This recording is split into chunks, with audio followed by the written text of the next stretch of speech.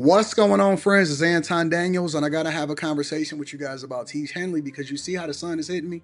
This is no finesse, no makeup, no filters, no none of that. This is 100% Teach Henley.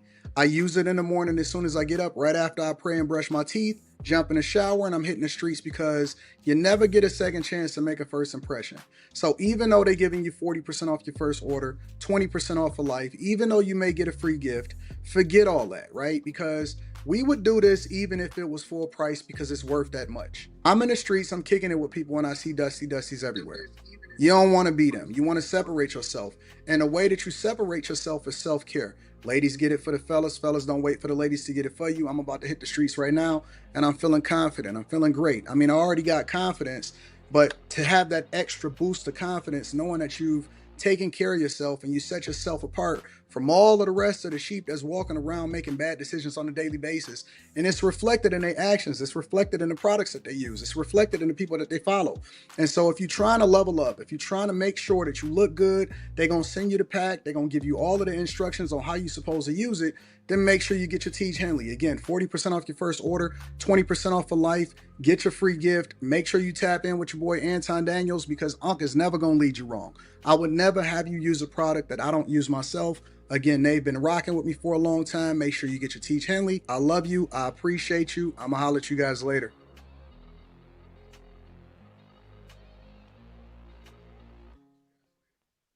What's going on is Anton from AntonDaniels.com. I appreciate you guys for continuing to rock with us. Thank y'all for tuning in for another edition of Frame Fights. I am your host, Anton Daniels, along with my friends and family. I got Ray.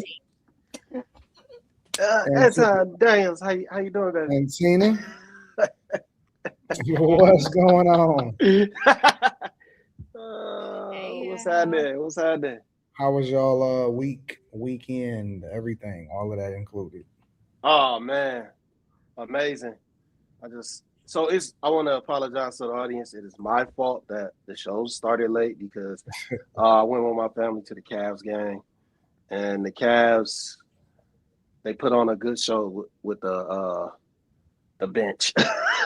No starters played, no significant players played. It was crazy, but it was still a good show for the last game of the season. They did well. That's what's up.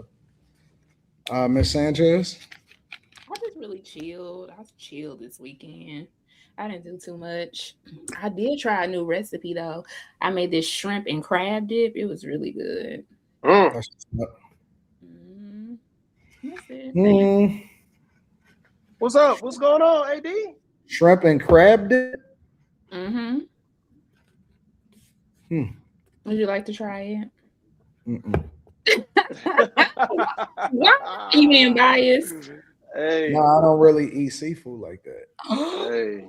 Yep. Yeah, she don't know this? Well, she knows now. It's overrated. Yeah, I don't really eat seafood like that at all. Why? It's so great.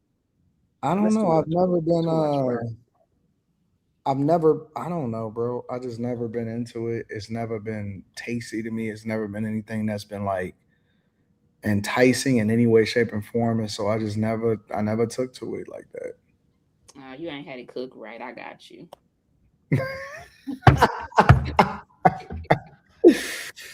You know what I'm saying? Slimmy, do you eat seafood? Man, I eat shrimp. That's it. I don't know what. I don't get it. I don't get it. Like, it's too much work for me. You gotta take a crab, break it up, then get the meat out of there. Take a lobster, break it up, then get the meat out of there. And then to me personally, it's just not a substantial enough amount of meat. Pause. To go through all that. No, it just seemed like too much work for me. The lobster tail is you. I got you. I don't even worry about it. No, we're gonna worry about it. All right. No, I got you. Well, tonight, I'm wondering, do y'all want to do 2 or 3 trailers? Because it's like, there's a few things that came out, and I didn't know if y'all wanted to pick between or if y'all just wanted to play them all. Oh, you can run them all. That's cool. You sure? Yeah. Hey, I'm on vacation, so. Are you really? Yeah, for real. Yeah. I don't go back to work till like the 21st or something like that. Yeah. All right. Well, we're gonna see what's popping. Let me see what's going on. This is All right. So we're gonna do that. So this is how the show is gonna go. We're gonna cycle through a couple of previews or a few previews or so, and then we gonna start, with the movies. And then if somebody has some comments or they want to join in on the panel and have a conversation also because they watched the movie this week, then we gonna might drop the link in the chat too. All right. So without further ado, let me throw up some trailers on here. This first one is The Punisher. Oh, Hey, Frank. Have you seen this one, Slimmy? woo, yes, sir. Yes, sir. How you doing, brother?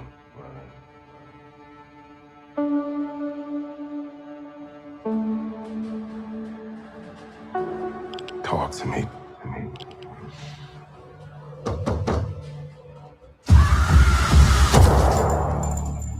Tell me what's going on. What's going on?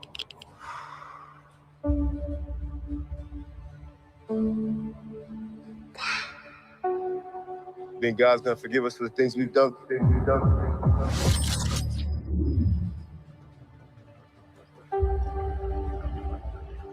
I'm not sure about me. But you ain't got a fucking chance.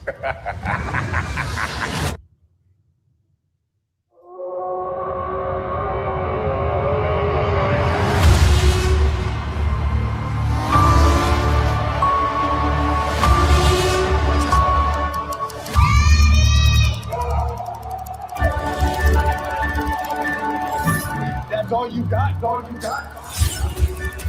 That's all you got? All you got?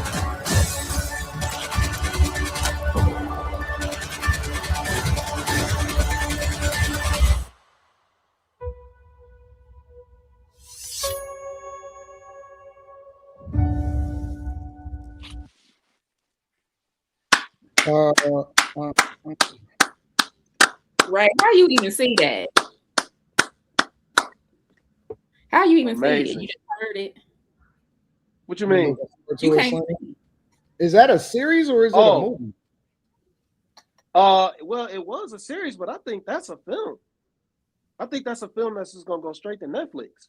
I hope it is. No, I don't know if it's going to Netflix because you know what Disney is like. So. Well, it never. Well, they never made. Punisher don't have no films like with John Bernthal. So, yeah. Let's So say it's a series on Netflix. Oh man! On Netflix? Oh my God, that's gonna be crazy. I don't really care for series like that, dog. I like movies, man. I love movies. I'm series out.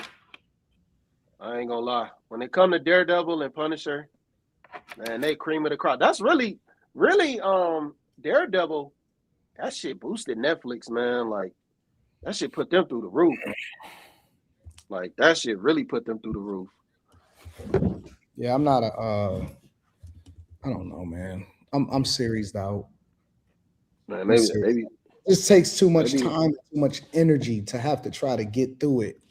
A whole series sometimes, bro, and it's just a lot. Some of them be good, but then they take forever to put the second season out. Or they sometimes they can leave you hanging. And I'm tripping. Why would I say it's gonna be on Netflix? Man, that shit is straight Disney. Yeah, I'm tripping, dog. I mean, I know I'm thinking about the original. But yeah, the original was on Netflix, but that shit over with. I'm tripping, dog. Isn't that Marvel? So that would be Disney, right? Yeah, I'm tripping. But so what happened was the original Daredevil and Punisher, they started off on Netflix, and that really kind of like boosted Netflix. But when Disney bought out Marvel, and that shows you how long ago this was, when Disney bought out Marvel, like they had to take Netflix kind of like dropped Daredevil and Punisher. It was weird. It was so wild, man. And like it's different. All right. Let me go to this other trailer. I want to get your thoughts on this one too. Got the intel package on Cole Reed. Born and raised in London. Father was a cop, grandfather was a cop. Reed ends up serving under his dad, investigating a human trafficking operation. So why'd he leave the UK? File goes cold.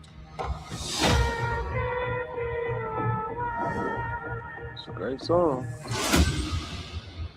So Ken, I'm here to help. I'm coming back for everybody. What the fuck is going on? Get back in the container! Said get back in!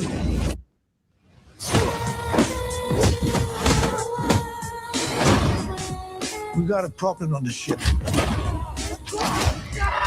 Let's stow away. I'm number 1, 2, 3, 4, and 5. Who the fuck are you? Don't even think about stopping. By now, the matters is we get those people to safety. We're about to be short on time. Make sure that Cole Reed doesn't get off that ship alive. He's trapped.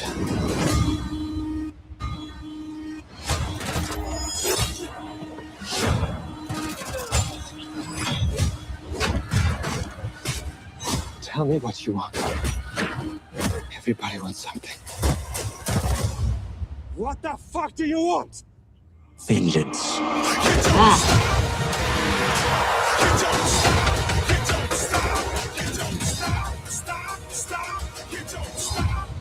Distress call came in. What was the code? Attack, sir. An attack. Damn!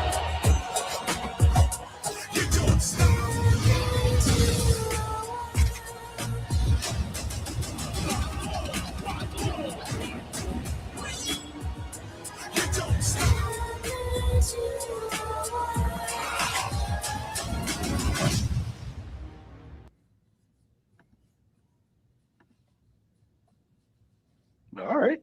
He doing the same stuff. It look like. Hey, chill, man. This Jason Statham. I mean, what else? What else do you want from this guy? Can you try something different? I'm gonna see. No, wait a minute, Miss Sanchez. When I gave you something different, you didn't like it. What? Snatched. We covered it on here. See how memorable it was? With Ben. No, that movie's amazing. With he was the boxing promoter. Mm-hmm. He was the boxing promoter, and Brad Pitt. Brad Pitt was the yeah. Mm. He's like, I want to chill it for me, mom. Yeah. I'm not impressed. What you think, dog? I like the trailer. They with the music. I mean, they showed a lot. Yeah. But it looked pretty dope from the trailer. At first, of course, Jason Statham, pretty much similar concept, but like somebody said in the audience, a winning formula, and But I mean, that was a dope ass trailer. Yeah. It looked decent. It wasn't better than Chris. I wouldn't be disappointed if I seen it. You know what I'm saying, in the theaters at all. So it looked decent to me. You said it wasn't better than what trailer? Chris Brown and Usher. Oh God! Come on, man. Now the glazing got to stop at some point. Boy, that Wi-Fi is terrible over here. No, you good. Yeah, Punisher: One Last Kill is an hour feature on Disney. I just looked it up, so it's not a series either. It's just an hour. Yeah, it's just an hour feature. Yeah, now I'm starting to think it's a money grab. It's got to be longer than an hour. Nah, that's what it says. It's an hour feature. I literally looked it up. I don't understand why it's an hour. Anton, it's almost time for your movie. Yeah. What's my movie? Yeah.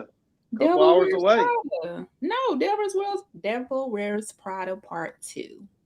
I'm not gonna get my hopes up for it, because I think that when you get too hyped for certain movies because of the nostalgia and the greatness of the first one, sometimes it can get a little disappointing. And so I don't want to 28 years later myself. You know what I'm saying? Yeah. They already been promoting like the little popcorn buckets. They got a purse and a shoe. Oh, they're gonna make all of their money off the merch and all of that. So they're gonna get the bag. Oh, yeah. Absolutely. That movie gonna do a big. This gonna be doing massive numbers. So I agree. but I think it might be good. I'm just not thinking about it. It's just not a thing at all. So I don't know. All right. Well, let me get into the thick of it. Might as well just go here.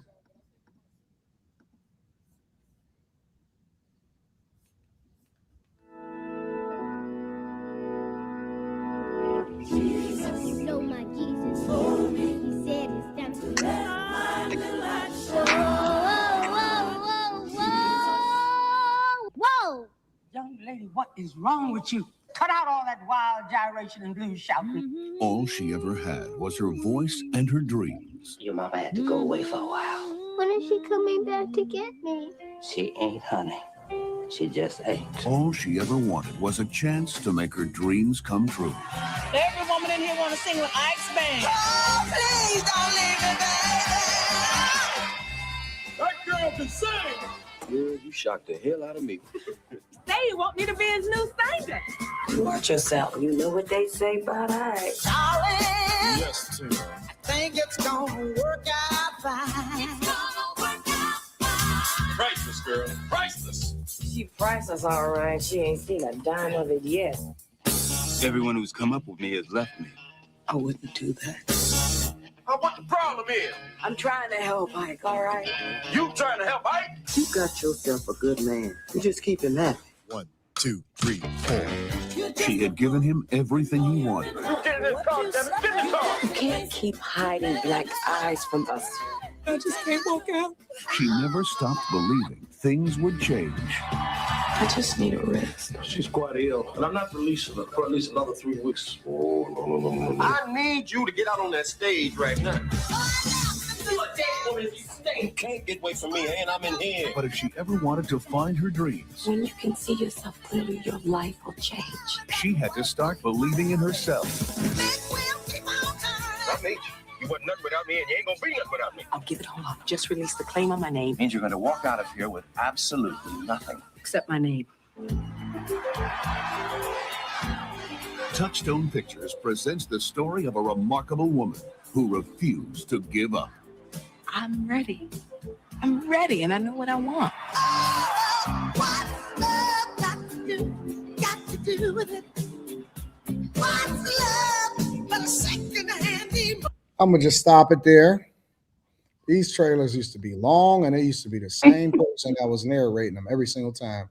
Man, facts. I can go first. I don't mind going first on this one. Angela Bassett has so many muscles. Man. She was so muscular, bro. Super muscular. And I've always looked at Angela Bassett, as much as we celebrate her and as good of an actor as she is, I've always looked at her as somewhat as an over actor.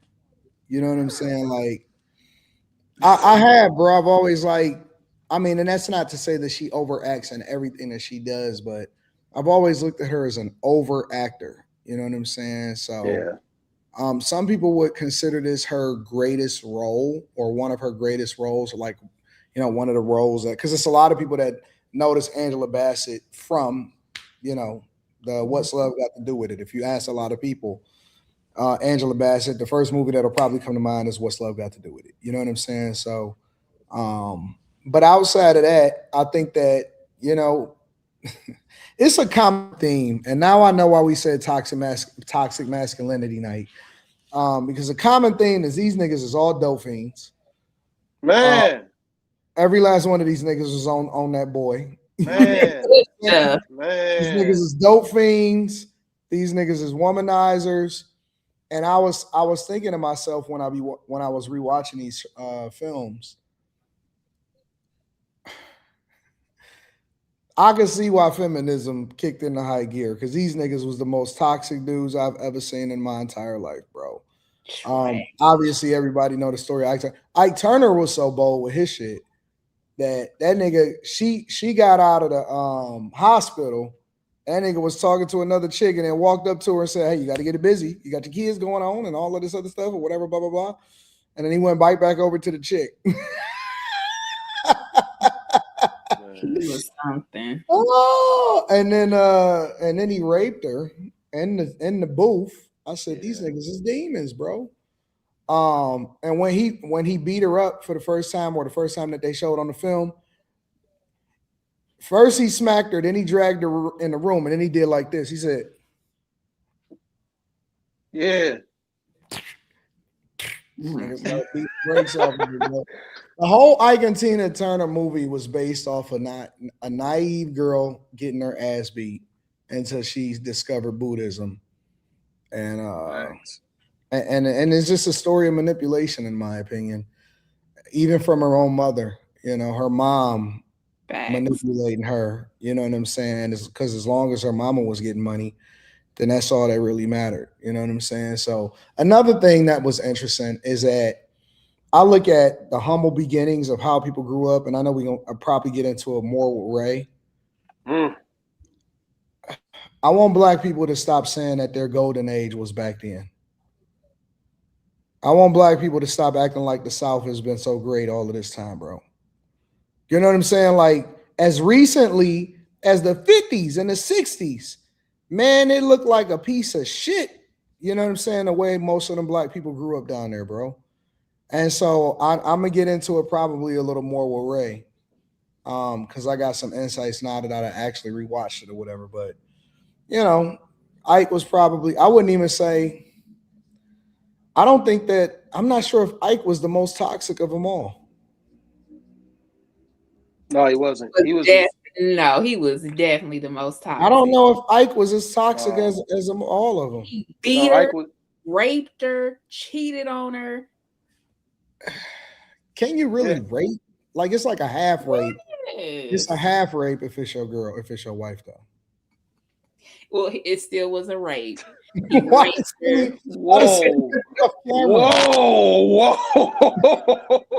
Whoa. Hey, man, hold on.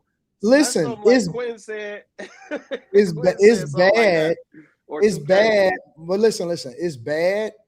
But like a regular chick that's getting taken advantage of, when you think about it, it's like, oh my God, she got thrown in the alley and taken advantage of by a person that they don't know. You know what I'm saying? But this, like the married one, it's like, yo, you know what I'm saying? You took it, but do she really report it? You know what I'm saying? Like, how many times have a person actually reported it that was married to the person that did it? Whereas in an instant, if it was to happen outside it, you know what I'm saying? Like a person that you didn't know, oh my God, get the police, have them killed. That's not the mindset of a person that it happens to that's already in a relationship. You know what I'm saying? And that's why I said it. It's like, I don't think that anybody would call the police. I'm calling. Does that make sense?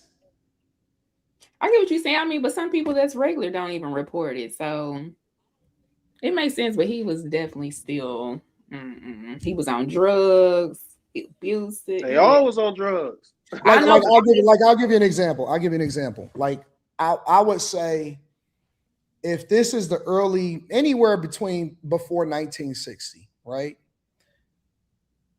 If you got raped, you call the police, they gonna throw the book at that nigga. We don't tolerate that shit against women and kids. If you got raped and you were married, they gonna be like, hey man, that's his property. In the older years, if you were married, that wasn't considered rape. That was just considered your wife. That's what I'm saying. What we looked at kind of like normalized back then, and what toxic masculinity is times 10 nowadays. Nowadays, you would probably think about it more. Back then, in the 50s and the 40s and the 60s, that might not have been that's not a thing. That's not even rape if that's your wife. Yeah. You know what I'm saying? Still rape to me, but I hear you. No, it wasn't. There wasn't. It just wasn't. That's your problem. If you wanted to discipline your chick way, way, way early and you tried to call the police, they're gonna be like, what is you doing? I'm telling you. I believe you that they didn't report it because a lot of women were looked at as property. were raping black women back in the day anyway, and they never got in trouble for it. So he was birthing their babies and everything. I mean, I believe That's it. why I said it's like a half, because it was the transition period before extreme feminism. That's terrible. So, is this the truth? Is this real? Like when Tina Turner ran into the hotel and her face is all beat up and stuff, they went to the front desk. Ain't nobody called the police. Nobody said nothing. It was all about embarrassment. It wasn't about protection. You're right on that. That's. I mean, if we gonna break down the movie, let's break down the movie, right? No, that shit was common back then. That shit was. It was just like everybody just turned a blind eye to stuff like that. It's not your business. Celebrities. It's not your business. You know what I'm saying? That's just how things work. Unless it was some children, and even in some of them cases, you know, like people probably turned a blind eye. People just weren't as invasive as they are now. Nope, everybody minded their business. Yeah, you just mind you see like so you could see I've literally seen dudes strike their women in real life back then and in the 80s, and motherfuckers be like, damn. That's crazy. Yeah. And like everybody just keep walking. It's your chick. Yeah. Like now you do that now it's gonna be like 50 dudes bum rush you. You know what I'm saying? So it's evening out a little bit more. I don't know if nobody gonna say anything nowadays. I mean, they'll call the police, but I don't know. I don't know if they'll you know what I'm saying, do anything per se. So I just feel bad for her the whole movie. Her mama left her with her grandma to go live her life. How you leave one kid and take another? That never made any sense to me.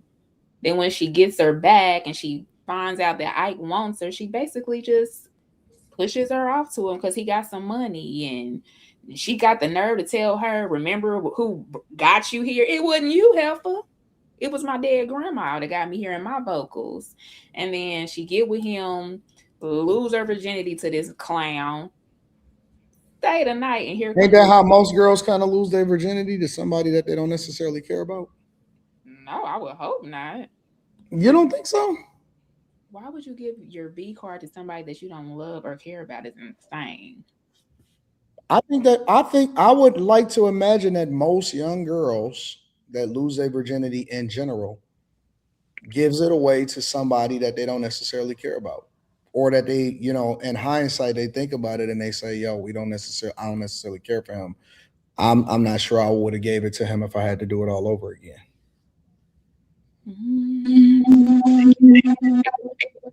Brown, you're crazy, bro. You got a lot of feedback. I gotta mute you. But I don't know. I know back in my day, people were saying like they were losing their virginity on prom night. That's what they was waiting for. But then back in the day, most of them was with their high school sweetheart. So I would at prom. Yeah, that's what the thing was back in the day. They was like, that's when you. Everybody wasn't with their high school. Wasn't even close to most people with their high school sweetheart.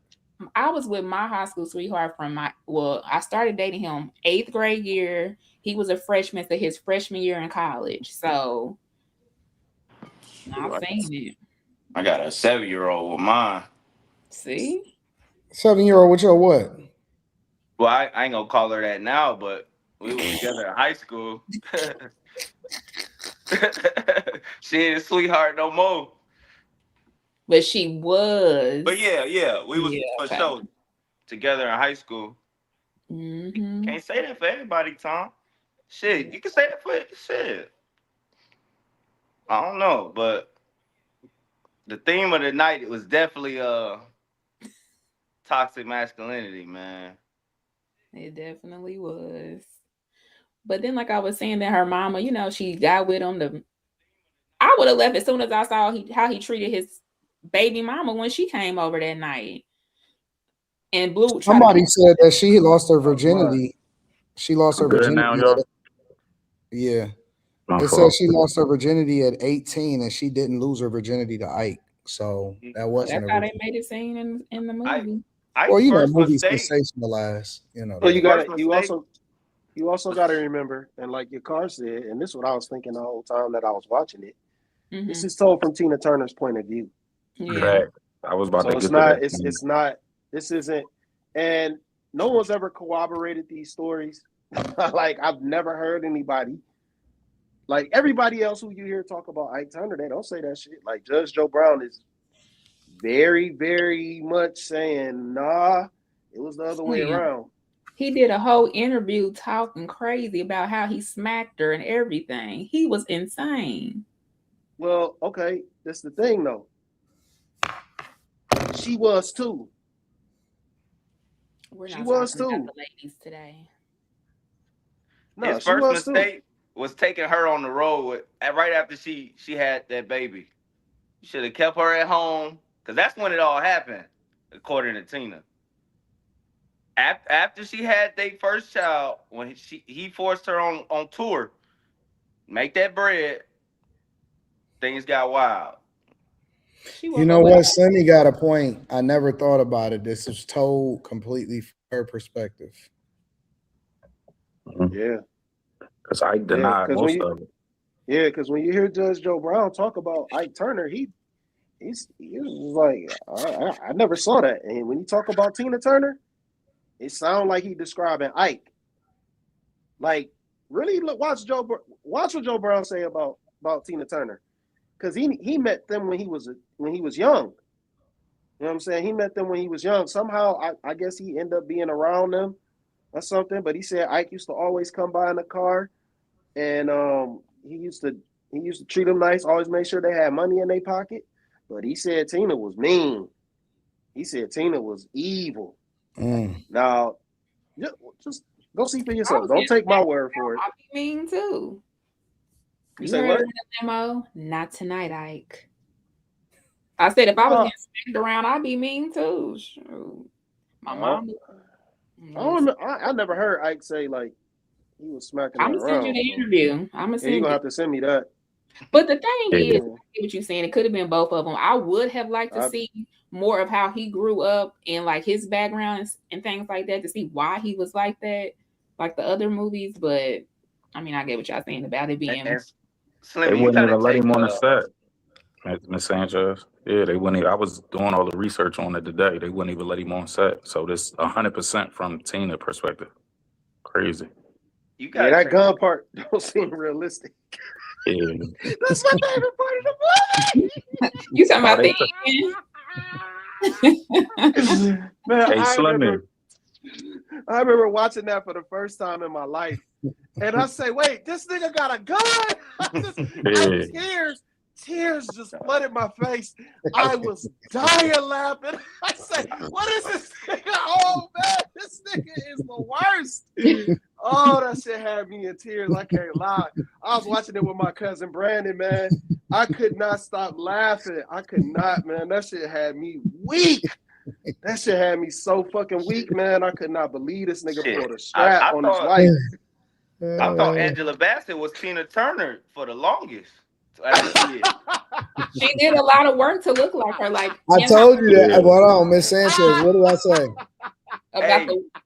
What did I say that most people realize? This movie, yeah. I was like, a lot of young people don't know what Tina Turner looked like. They don't. All they know is Angela Bassett.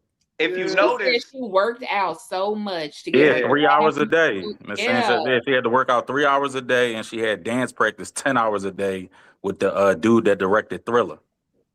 For 30 days, she had to work out. So that's 13 hours a day for 30 days. She had to do that to get her body looking like that. Crazy. That's wild. I think she won a Golden Globe for that performance. She did. First black woman to win a Golden Globe. Yep. She should have won the Oscar. My dog, Spaces. What's good? What's up, bro? What's good, y'all? What up, y'all? What's happening? The one thing I will say, this is what I will say about Tina Turner, and this is like based on her in real life.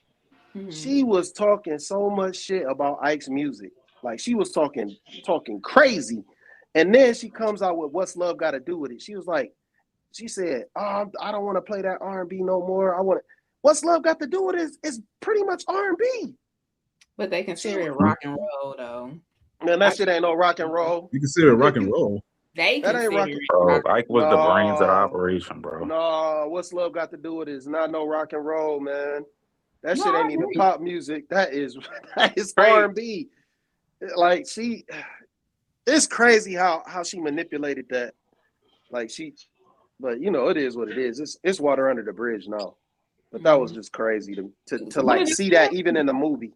Even in the movie, like she was dogging Ike's music. She was like, I want to get out of this R&B when she was talking to the white dude. She was like, I want to get away from R&B. Then you hear What's Love Got to Do with it. Did she say R&B? Like, what? I don't think she said she wanted to get away from R&B. I think she said she just wanted to get away from the type of music her and Ike did, and that wasn't considered She was R&B. saying it was like redundant. It was the same song. Mm. Remember that's what got her beat the first time. She said R&B. She said R&B. This music wasn't R&B though. It's okay. So look, you can't think of it as R&B now. What it is now. This is back then. That was rhythm and blues.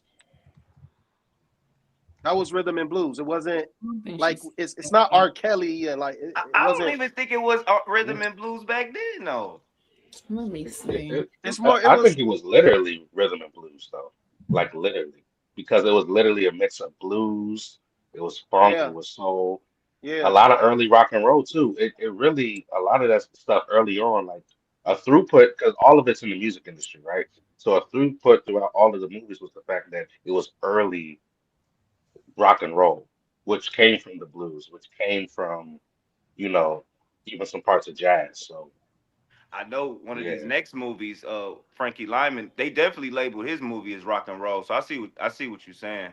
yeah, it was just that foundational type thing. And, you know, she was making music in the 60s, you know, so, you know, it was crazy. It makes perfect sense that she would that she made this story from her standpoint, because I heard a story, which I was just Googling it, and it's Google says it's true. She got pregnant by one of Ike's teammates, bandmates. Oh, what? I didn't even know that. Tina Turner was pregnant by a band member in real life. It said yes, in real life, Tina Turner became pregnant by a band member in Ike Turner's band. Ike was mad all the damn time. I would have wanted to hear both their sides, man. Yeah, like they ain't telling enough on Ike's side for me. Yeah, they said he crashed the set one day though. They kicked him off, but he crashed the set one day. Oh, for real? The movie set? Yep. But he was banned from the set. Yo, they finessed him. Anton, I saw. They sent him a check for $45,000, like before the movie came out. Disney. He just signed it because he, you know, I guess he needed the $45,000, but he technically signed his rights away to sue the movie because he tried to sue afterwards, but he signed his rights away. Wow. God damn. Finessed him. That's why you got to read. He didn't see. He probably couldn't afford no lawyer at that time to go over the contract with him. Yeah, he said he needed the money and he didn't look over the contract. Yeah, or he was just down bad, and he was on that smack. Yeah, and that's what that's what signed the contract. Them drugs. Because he couldn't sue. And that's still his fault. Yeah. No, I'm not absolving him from it, but. Yeah, damn, that's fucked up. What's funny, AD? What, my hair? Oh, this shit she sent to that group chat. I ain't see it. I know it got to be something about trying to absolve Tina. It's Ike. It's the old video of Ike when he talk about putting hands. Oh, okay.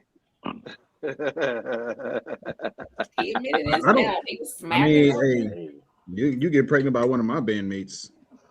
Something at least get you out. That's his wife too. If I don't think that's true. They was wait, hold on. What? The son's name, they called him Craig Raymond Turner. That's like you gave. Right. It's somebody else's child, my last name. Why did Miss Sanchez? Wait. So hold on, Miss Sanchez. No, wait. Okay, Tina, calm down. Anime, calm down. Not Anime, tonight, Ike. calm down. Anime, not tonight. Calm down. Anime, eat the cake. Anime. No, but nah, hold on. You hold on now. Look. You taking this whole movie as facts. I'm really not. But then when somebody says something like, "Oh, I don't believe that," somebody say anything objective about Tina, I don't believe that. Oh, playing her role. She's in role. Character right now. She ain't taking no shit. So she had Craig before her and Ike when she was 18, and Ike adopted him. So it was not a band member. Spaces. Good. Now type in, did Tina Turner get pregnant by a band? No. I'm looking. It said right here. Ike was a crash baby daddy. Step baby daddy. No, Step crash dummy. Well, she was a step baby mama. All them kids that lady tried. What I'm gonna do with 2 more kids and take care of them, I guess. She became pregnant by Raymond Hill, who was a saxophonist for Ike Turner's band. First, people can type that one dude. Oh, that's crazy. That is crazy. The scene where when the whole eat the cake scene, I saw an interview where the lady, I forget her name, the lady Vanessa Bell Calloway. He really slapped her. He really slapped her. Yeah. Oh yeah, he did. He did. Yes, he did. I saw that too, Spaces. That was. She was like, she said, "Oh, you know what? I'm just gonna go with it because this is amazing. Keep going." Right. So if you slow mo it, he really slapped her though. Yeah, he really slapped her. That was a real smack. Whoa, Nelly. I'm gonna call him. Nelly. I'm gonna call him Larry. It would be Ray talking like he wouldn't for the streets, but I'll let him carry on. They Tina say, Turner, yeah, this is facts. Tina was pregnant before by Craig Raymond, the saxophone player, by Raymond Hill, the saxophone player in Ike's band. She was 18 at the time, and Hill left the group before their son was born. The child was later adopted by her first husband, Ike Turner. Oh, Ike was a good dude. It sound like. I ain't know that. They said Lawrence Fishburne turned this role down 5-6 times before. Yeah, I saw that too, bro. Oh, he didn't even want to play it. He didn't want to play it. He had to add like depth to it. They were saying it wasn't no depth to the role, so he wanted to. He added a bunch of stuff. Yeah, and I'm gonna call that nigga Larry because that's his name. Larry. No, I don't like Larry. Don't do that in real life. Yeah, don't play that. That boy about to clean up camera. You saw that? I saw that, Slimmy. Oh, that nigga Larry. His name is Larry, nigga. And he did that shit in front of a whole bunch of people too. You know that nigga don't give a fuck. Hey, I ain't forget that nigga till the Matrix came out though, man. Ike was a hell of a role, man. Nah, he did that. He did that. He did that. Both of them did. Yeah. If we're talking about overall acting for the entire cast of these 3 movies, I think this was the best one. Absolutely not. Absolutely not. We're not doing that. Spaces regularly have a bad take every single time. Right. Jamie was the best, bro. Why would you think this was the best one? If you're talking about a single role, I'm with you. Lawrence did his thing, but it's Ray. Jamie. Oh, wait. Hold on. What are you saying? Overall, for everybody in the movie? Yes. If you're talking about a single role, Ray for sure. Jamie Foxx went crazy in Ray. Oh, okay. He said as a collective. Yeah. You saying everybody? I don't know. All of them smoke Ray though. Everybody did their thing in Ray. Oh man, Ray is crazy. It's good casting. Nigga, Lorenz Tate, even as Quincy Jones, he was yeah. My fault, y'all. Bro, she faked getting raped, bro. Like, right, bro. I thought she was Tina Turner for real, bro. I thought she was Tina Turner for real. I was calling her Tina Turner when I saw her in other movies. Come on, man. He the one that did all of the work in that scene. You know what, AD? You know what, AD? Wait a minute. What is happening up here? Toxic masculinity. 1, 2, 3. Wow. Boy, that's the truth. There has never been a more truthful statement that has been made on this show today than that, bro. He did all the work. He did. Oh man. Oh my god. So what she did? Tina. She just baby dolled it. I mean, to be honest with you, he was stressed. Anton. That's what. Look. First I'm time not he slept up. That's what justifying she what said. happened. I'm just saying that What was he maybe stressed that about? He was everything. jealous. He the No, he person was that had to jealous do. of her. He had to If we do want to all keep of the it work. He had to get all of these songs done, manage all of these people. You know what I'm saying? And that ain't no excuse for being that toxic. But he was stressed as hell. he was jealous of her. Let's keep it real. Yeah. Man, this is No. That's what Tina said. Tina said he was stressed out. Remember the name situation? Like, I'm with you, Miss Sanchez. He was definitely jealous. He was definitely jealous. Even when the name rights went over to her, he's like, I made you. I still made you. You keep the name, but. Well, hold on, Guru. My fault. I didn't mean to cut you off, bro. Go ahead, finish. My bad. No, I was done. No, well, the only issue with that is, like we've been saying, this is told from her perspective. This is not. Yeah, this is not that's the biggest really. problem. This isn't. You can't take this at face value. Thanks. Because she's painting a narrative, Mhm. and even I don't mean this in a disrespectful way. This is the epitome of playing victim, because you made a whole film depicting someone as this evil person to the whole world, and you never let him say his point of view. Like they literally threw $45,000 from what we just found out. They threw $45,000 at him so he could pretty much his hush money if he disagreed with how he was depicted. He couldn't sue him. So it's like a lot of moving parts with how they made him the villain. And then and like I said, personally, I've never heard anybody else ever corroborate these stories. That's you know what I'm saying? Like we've never heard anybody say like, "Yo, Ike Turner was a demon." I've never heard it. And I didn't watch countless hours of what is that, Beyond the Music and shit like that. And even in Tina Turner, like, it ain't nobody saying that Ike was a demon. So it's kind of messed up, man. That's why. That's why Shaka Khan was viral. And the Stingers. Shaka Khan. Yeah, well, that's why Shaka Khan just went viral, because she called Ike a nice guy. And it just she went viral for that. Like, how could you call Ike a nice guy? He did this and did that, and it just kind of corroborates all of that. You know what I'm saying? I agree with Sanchez. I think Ike was jealous because there was a particular part in the scene in the movie where he said, "I asked her to do something, she don't do it. A white man asked her to do it, she sing all MF Day." I think he was jealous. Yeah, but you make him jealous. Yeah, I disagree. Well, that's how we can go. Yeah, that don't even wait. Even in the movie, that doesn't make him jealous. That don't make him a master manipulator. Hold on, wait. That's his wife. I'm just talking. Okay. That's his wife. You're right. It's his wife. Wait. We take it into account, even in the movie. We just keep this strictly on the movie. And if I'm telling you to do something and you telling me no, as my wife, and then somebody outside of our household tells you to do something and you following suit, yeah, that's a problem. That's a huge problem. Okay, cool. Like, well, Ike should have never mixed business. That's not jealousy. And pleasure. I told you, Ike's Ike made several mistakes.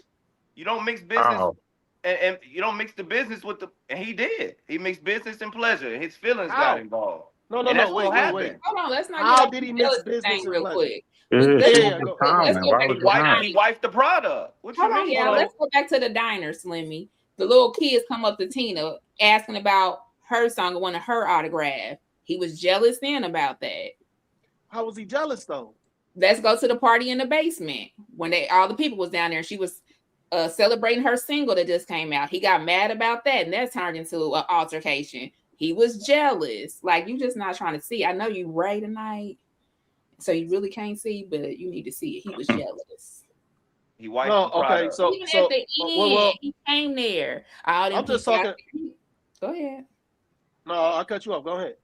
Even at the end when he came in with the gun saying he was still talking mess about all the people out there waiting to see her and she still ain't never gonna be nothing. You know what I'm saying? Like he was steady putting, he was jealous. I'm sorry. He was always trying to put her down and keep her. And when really, yeah, he was doing his thing in a little nightclub, but then when she came along, she brought them up. Nobody was really seeing him. To them, he was the background person for her. Like she was the star. Yeah. But she was signed. She was signed to him, right? Yeah. So her success is his success. Wait a minute. Well, you can say that. That wig too tight. You can have the attention. I'll take the money if you sign to me. No. Wait a minute. Wait a minute. Man, Wait a I'll take the minute. bread. Wait a minute. They was passing that microphone through a whole fucking club because of this nigga. Looking for a singer. Microphone through a whole club. They were looking for a singer. Wait. Because he couldn't stand on his own. Wait. You say what? He was looking for a singer, a woman, because he couldn't stand on his own. Clearly, that's what he was in the club for. To me, and then he found Tina and got up out that club, whatever it was. He got up out there and was doing big shows. Once he got her on his team, Miss Sanchez, I'm gonna go off on a limb. I'm gonna go off on a limb. Big without her. Do you realize who this man really was? Like let. This nigga was the brains behind everything. Yep. Think about what he was saying in the movie. He was like, I gotta do this, I gotta do that, I gotta do this, I gotta do that. I'm trying to work. We about to work. I said this nigga was stressed. I didn't say that he wasn't a worker. Oh, wait a minute. No. This nigga was the king. Like he was making shit happen.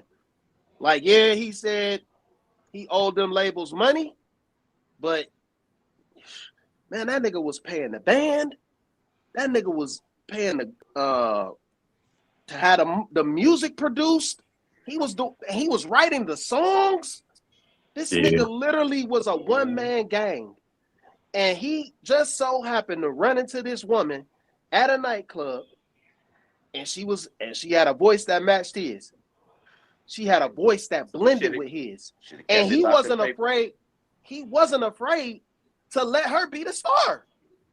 He wasn't afraid. So there ain't no way you can say he was jealous. He was like, hey, he was being gracious. He was because he felt like he made her, Slimmy. He should have kept it about the paper. No. Listen, saying that you make somebody when you're angry at them is something totally different from being able to separate yourself. You out the hood. Wait. But he was not afraid to make her to let her be the star. He was never afraid of that shit. He wasn't lying, but I'm saying never afraid. But you can't say he wasn't jealous at some point. No, man, that's way. All right, look. Straight jealousy, bro. Look, it's not jealousy. It's not jealousy. What? Listen, when I created you. Frankenstein. And I created you. You want to walk away from me because you feel like your records are better than mine. You feel like your records are better than mine. Hell yeah, I'm mad. Hell yeah, I'm trying to get you to come back home, and I'm gonna say some shit like, "Hey man, I know it's a packed out house out there, but shit, this shit still ain't like what we had going on. This shit still ain't what we did." Tina Turner, man, I think you could look that shit up. I think you could look that shit up, and you'll find out like they did. Man, I'm gonna keep it 100 with you. When I hear big wheels keep on turning, rolling on the river, that shit knocked everywhere. I ain't really heard a whole lot of Tina Turner records after the 80s. I never really heard them records after the 80s. We talking about a song that they created in the 60s or the 70s. That shit still get more run than damn near a lot of Tina Turner shit. Like, I don't hear it anymore. I don't hear it at all anymore. Like, I think the shit was really done to pedestalize her and make her, I guess you could say, seem more than she was without Ike. because the labels had to take her away from him. So, and we all know how payola worked in the music industry. So if they're trying to completely wipe Ike out the picture and separate her, they have to pedestalize her. So they probably paid a lot of money to have those songs get run. It's just like what Drake was complaining about with Kendrick Lamar. This is the exact same thing, except Ike Turner is just. All right, you done went too far. I'm trying to say, like, if the record label was going after her, then she's bigger than him. Pardon me? We don't take no Drake comparisons here. Then why is it that every time she had an opportunity but to potentially go somewhere without him, she's trying to pull him back down? I think are you muted? He's trying to pull her back down. I can hear Spaces. Y'all can't. Oh, I can hear him. Yeah. Oh yeah, you got to ABJ. You good. got to come back. You got to leave and come back, ABJ. All right, say this. I got you. What you say? She was bigger than the program. I'm saying if he's not jealous of her, then why is it that every time a record label came after her trying to get her to get to work with her, he is all of a sudden is in her ear talking about, yeah, I made you, don't forget about me and all this stuff. Because every when time you go into her, he created her. Yeah, he did though. Spacer. I mean, you gotta throw that in my face. So, but if the record labels are going after her, that means she's bigger than him. So No, exactly. listen, bro. That has nothing to do with none of that. I'm with Spaces. Y'all are crazy. Y'all tripping right now. Y'all tripping right now. So, Anton, if I started my own podcast, right, after being on your panels, here we and go. I blew up, are Here you we about to be go. on the Millionaire Morning Show talking about I made Miss Sanchez? She wouldn't be nothing without me. Yeah, Or would All you right, so say, now let's ask the Great question. example, Tina. You skipping steps though. Let's ask the question differently. Okay. If you were my wife, Mhm. God damn it! That up, outruns Ray. everything, though, man. Come on. That's God damn it! Thank you. Think about this for a second. If me and you are married and I built this, right, and then you are a part of it, and you literally are my wife, I don't even necessarily have to sign you because you're my wife. And somebody else say, hey man, I want you to come on my podcast and not be on that podcast. That sounds crazy. Not at a single point in any time he tried to pull her down that he mentioned that she shouldn't do anything because he was her wife. He shouldn't have to explain it. That's something that's understood. That ain't something that you got to say. Well, he clearly didn't understand it because even after she came out of the hospital when she was sick, he wouldn't even come talking about, okay, you're my wife, whatever. He didn't mention the word wife. He's talking about I got this. They were married. Why would he have to mention the word wife to a person that he married to? But y'all are. You mentioned He did it before. when them little kids walked up. He was playing in her face too, though. Playing in her put the link face. back in the chat. Could I put the link in the chat? Yeah, back in the chat. CEO want to come up. So when the little kids walked up CEO? at the little diner place, he made them say she's married. You call her Miss the genius. Oh yeah, CEO. I remember CEO. Go ahead. I'm sorry. My bad, y'all. Oh, you What good? you saying, Miss Sanchez? I said in the diner part where the little kids walked up and said, I forgot what they just said. Hi, Tina or something. He made them correction. She's a married woman. So why not do that all the time if that was a big deal? Again, you it's hard to say because in these autobiographies, you can compare like what the truth is to what was sensationalized. They wanted Ike to be an asshole. Yeah, they wanted Ike to be a villain. And like I said, let's remove the movie. Judge Joe Brown is a very, very reliable source when it comes to the industry. He paints that picture totally differently, man. He speaks to Ike like he was a great guy.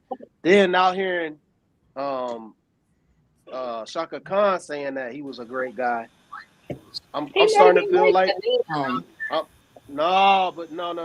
This dude wasn't saying it like he just was like this for me. He said like all the kids that was around, man, he always showed them love. So it's a picture that was being painted for Ike Turner to look like a bad guy, man. And like even for a long time, I was just like, damn, this dude is evil. But I love the song. You know what I'm saying? I love Rolling on the River. I never stopped singing them parts. But then once I got older, I'm like, man, I wonder if this shit was like really like this. Like when I got to really watching it as an adult.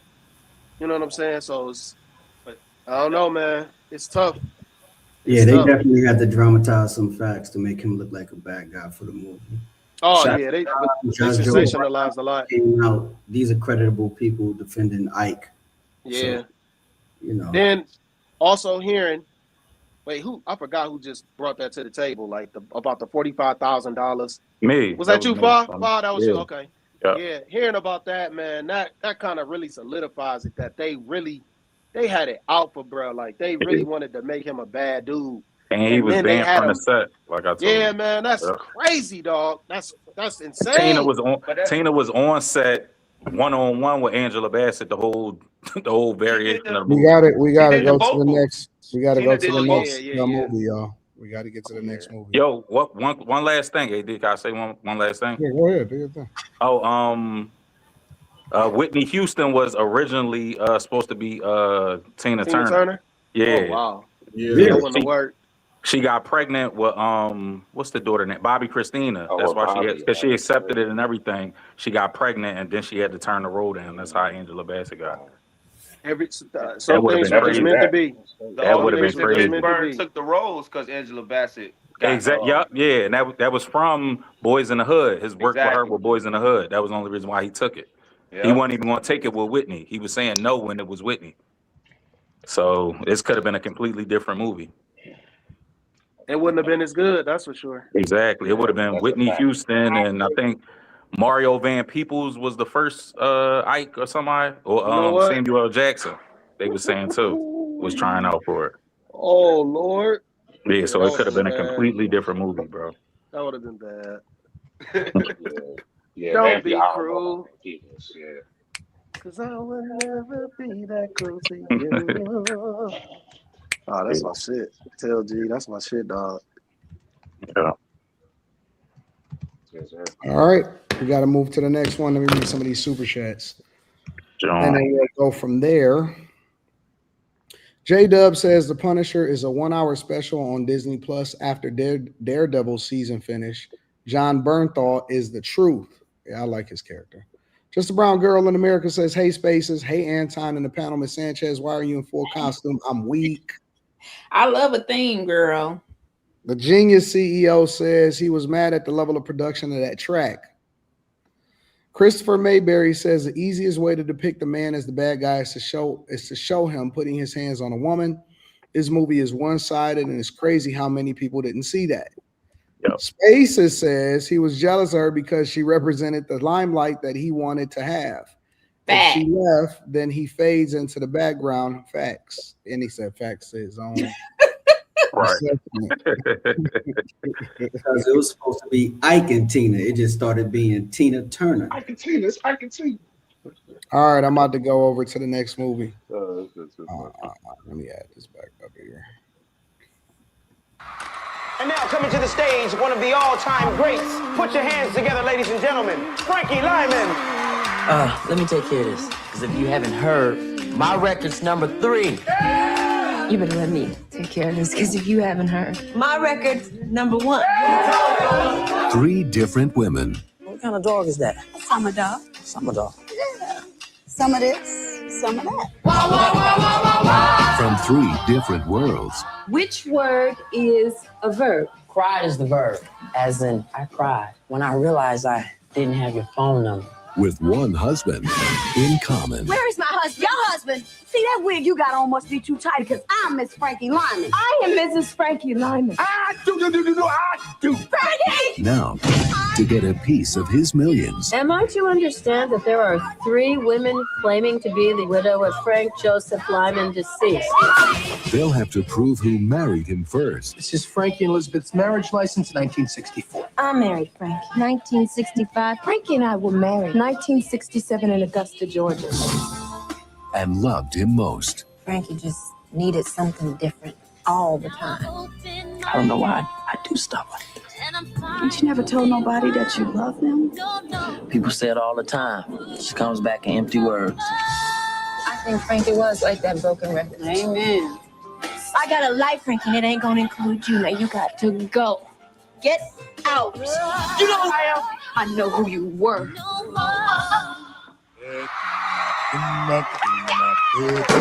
Warner Brothers presents Halle Berry, Vivica A. Fox, Leela Rashan, Little Richard, and Lorenz Tate as Frankie Lymon. Are you crazy? I will put my foot so far up your... For every moment, your heart skips a beat. For all the times you take a chance. For every time a stranger becomes part of your life. Why don't we walk out of here, friends? Comes a movie that wonders. Baby, you are one fine thing. Why do fools fall in love? I'm gonna leave it there. I can go first if y'all want me to again. I can just get it out the way. This I feel like he was the least toxic of the three. What? Sit back, Ray. Only because yes, he had 3 wives, right? But it wasn't like he was cheating on them. They broke up. He just didn't get a divorce if they was really married, and then moved on to the next. And just, you know what I'm saying? So it wasn't like, I feel like he was just a hopeless young romantic and didn't know what to do. He got on drugs and that messed him up. You know what I'm saying? Like, I don't even know why they was sweating him for real. Man, have any of y'all seen him in real? Like, of course we haven't, but yeah, like, he was 5'3". Like, bro, I'm taking his lunch, bro. Hey, they gave him the big 3 in the movie too. I would love to see how the women looked in real life. They was nice. Yeah, Lola was nice. Nah, yeah, in real life they was nice. No, you gotta be realistic about this, Miss Sanchez. Taking you his gotta lunch. be realistic about this. That nigga was laying pipe. He was laying pipe. They said that in the movie. Listen, no. Listen carefully. These is the 3 women Lola. that we know about. These are the women that had the marriage licenses. Well, this is all I can go with the movie. It's way more. It's way more. We just don't. We ain't seen them. We ain't heard about them because they didn't have the marriage licenses. This nigga was on a world tour laying pipe. he was young. That doesn't make him more toxic than Ike, though. He was toxic, but he wasn't the high number 2 or the number 1 for me. No, he was the most toxic. I think he was 1. Yeah, I think he was 1. This nigga had his wife. This nigga had his wife at his wife's house. He definitely did. So we don't know. He wanted. So we don't really know how that happened. This nigga walk in like, what's going on? Exactly. We don't really know how that happened. This nigga did Slimmy. Hold on. Slimmy, that happened twice. Slimmy, he did it twice. Right. This nigga was so Listen, toxic. remember the first He didn't care about the other dude being there. He didn't care about the other dude. He like, I'm walking in on my wife at my wife's house. And How we know he won a cup?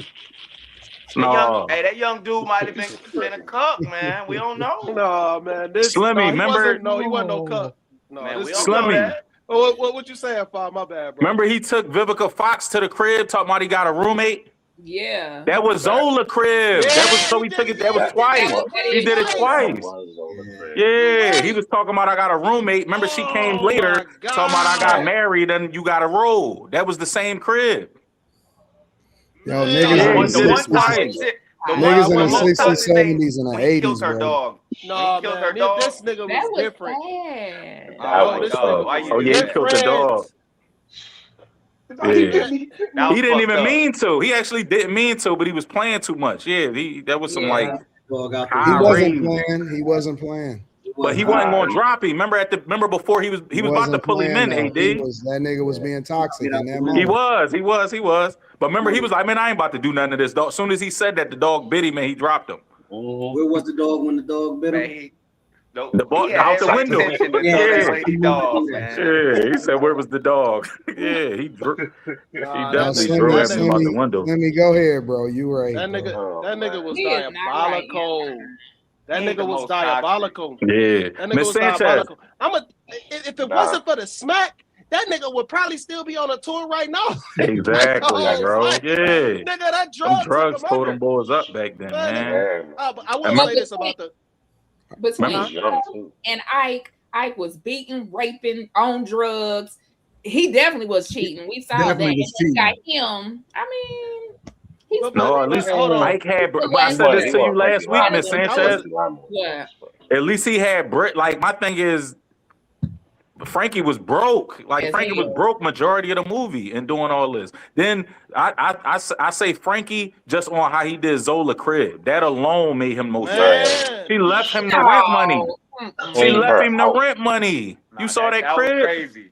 Yeah, that nigga She left him the rent money. She said just She was pay. about to sell. She was about to sell herself. That nigga The lost roof over her their head. whole crib in California. Bro. Right. That alone, I say Frankie, Miss Sanchez. Yeah, but why didn't she That's just the most toxic shit ever. Yeah, bro. you could, and then he had another chick there. Remember the sister called like, "Yo, it's another chick there." Yeah, and you gotta remember at even my bad, Pa. Go ahead, my bad. No, you good. That's all I was saying. There was another chick there. Even what's her name? She even said it like, "Hey, I was never back at that house again." Right, so it wasn't She even said her. it, so it was somebody else. Yeah, that's what I'm saying. Like this nigga had countless hoes. Like that nigga was the king of hoes. That nigga was so toxic. Niggas in the 50s, 60s, 70s, and the 80s. That crib was so nice. These niggas is out of control, bro. Yeah. These dudes was out here, bro. These niggas was so bad to where they didn't even maintain the money. They just had habits. Them niggas was fucking everything and everybody. Them niggas was singing, traveling on the Chitlin circuit. Them niggas was doing 92 dates with a kid. Yeah. Them niggas was doing crazy dates and fucking everything that blinked, everything that moved. They didn't care. They didn't breathe. Bro, if I'm Frankie Lyman's estate, I'm like, damn, this shit might be a little too bad. Like it might be a little too toxic. Cause I didn't see one thing in that movie that painted him in a positive light. It's true. The last wife. One thing in that movie painted him in positive. Even when he got out the even when military, he broke his band up, like that shit wasn't positive. That was foul too. He didn't have a long life though. And here's the rest. Here's the other Shot part of it, bro. 25, This nigga had all types of women. He didn't give a fuck. That nigga didn't discriminate. He had thieves. He had school teachers. This nigga had performers. Yep. That nigga was like, I'm on everything. I'm up, and I don't give a fuck, and I'm running it up. That's all he cared about was running it up and getting high. Yo, niggas in the 80s stayed high. They stayed high and they stayed fucking, bro. She said, "Your boy got a $10." All them niggas did in the 80s was sing, slang dick, and smoke. drugs. That's all they did in the 80s. And it was potent back then, y'all. It wasn't diluted like it is today. Butter. Indiscriminately. Oh, man. Indiscriminately. Them niggas These niggas was terrible, bro. and slung Yeah, dick they was. all day long. That's all they did. Niggas didn't have 100%. nothing productive to do but to do their hair and go sell some dick, bro. These niggas was getting it off on everybody. and here's the other part about it. The women like that was normal. Like even if you talk about any of them, it's like all the Ike has slept with all of the chicks. That's why all of the girls is like, girl, Ike is different. You know, he don't want to become one of his girls. Like it's the same thing with Frankie Lymon. It's like, like even in the movie, the girl said, girl, we just had a different Frankie for all of us. It's just like, oh, these niggas they just can get everybody, huh? That's just cool.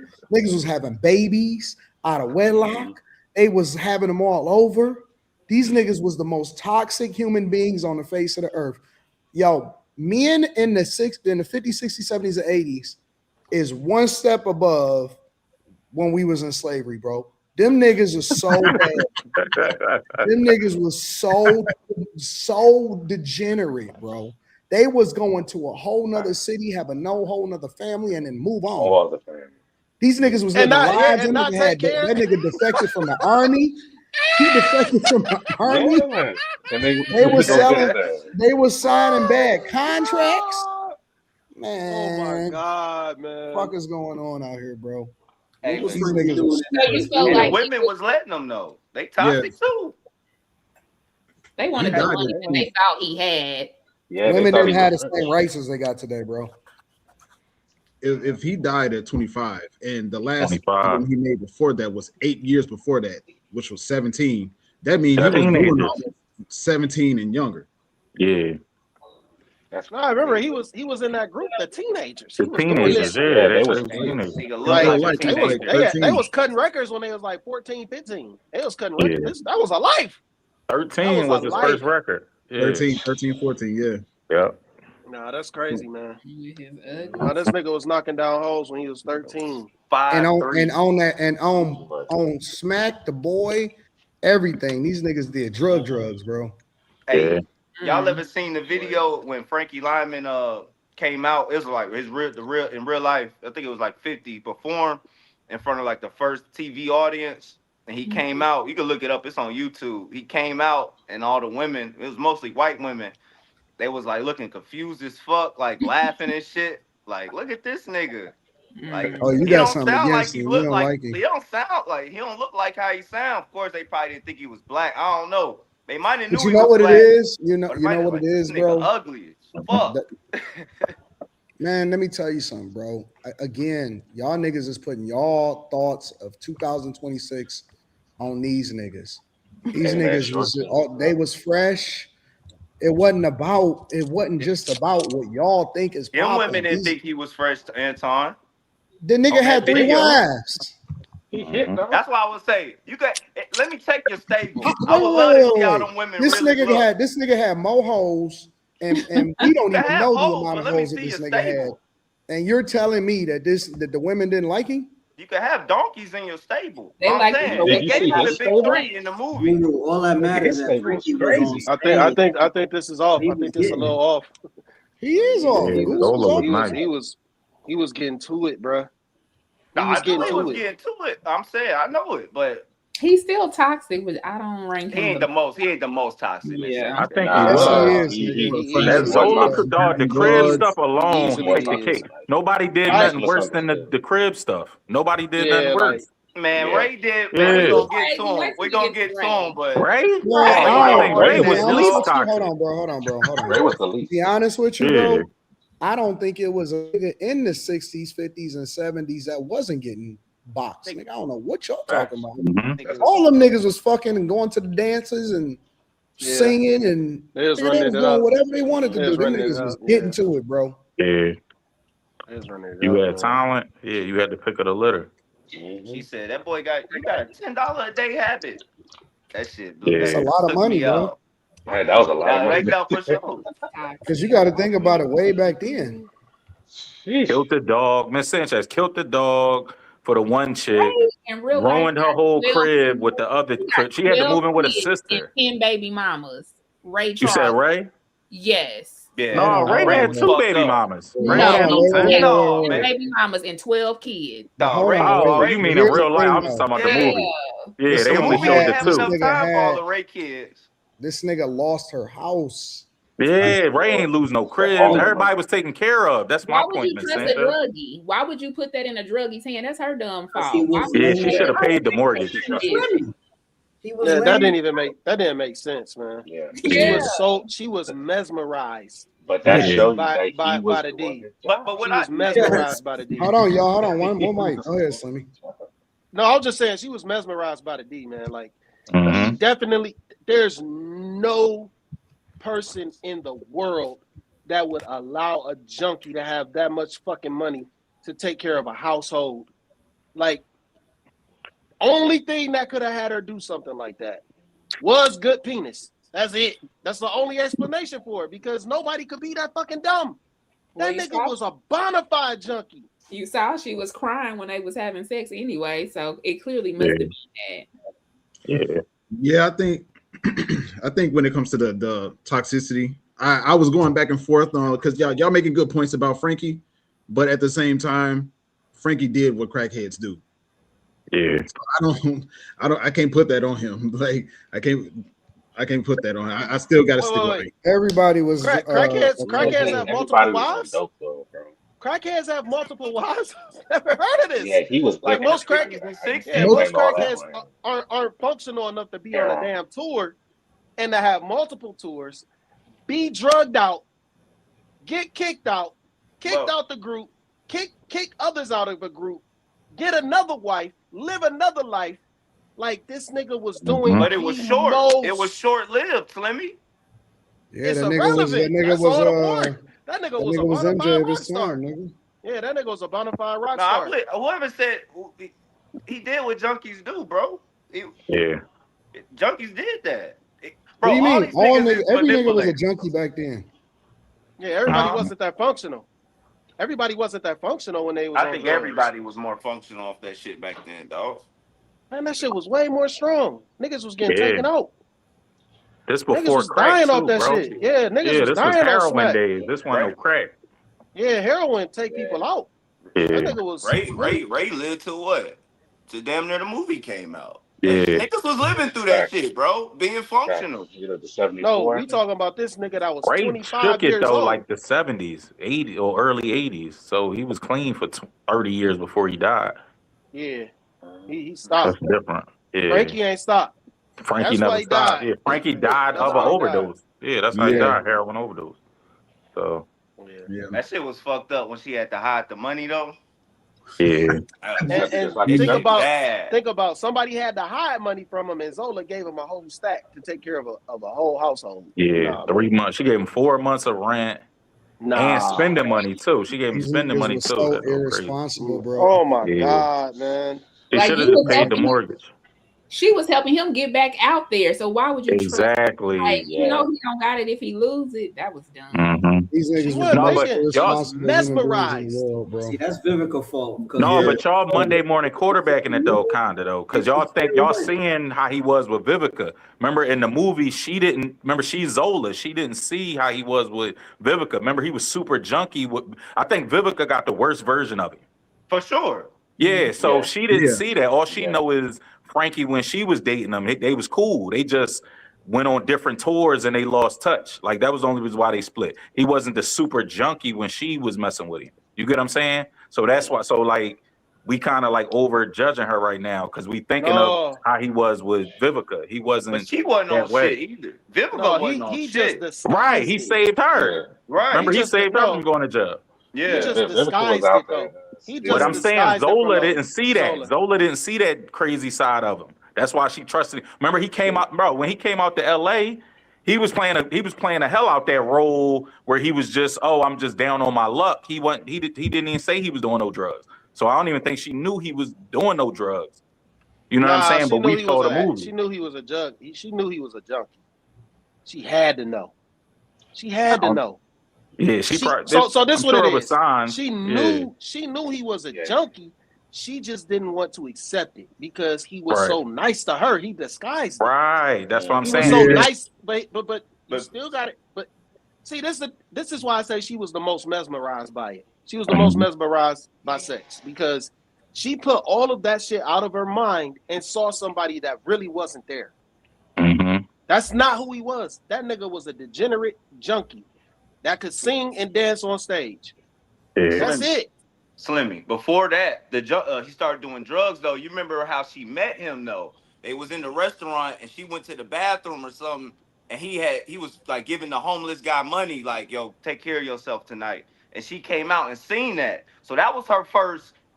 That's how she met him. Like, oh, this dude's a real gentleman. No, on stage he kissed her. That was the first time they met. Okay, yeah. Yeah, that was seen a nice act. Yeah, then she seen that's what won her over. But the first interaction was the kiss, her coming off stage, and she smacked him. For sure. Yeah, that was. She was like, oh, this dude's a real good guy. Yeah. Yeah. But you can't let that mislead you into thinking that he's not still a junkie anymore. You know what I'm saying? You gotta keep that. That has to stay prevalent in your mind that this man is a junkie, like straight up, man. Like so, yeah. She made a mistake.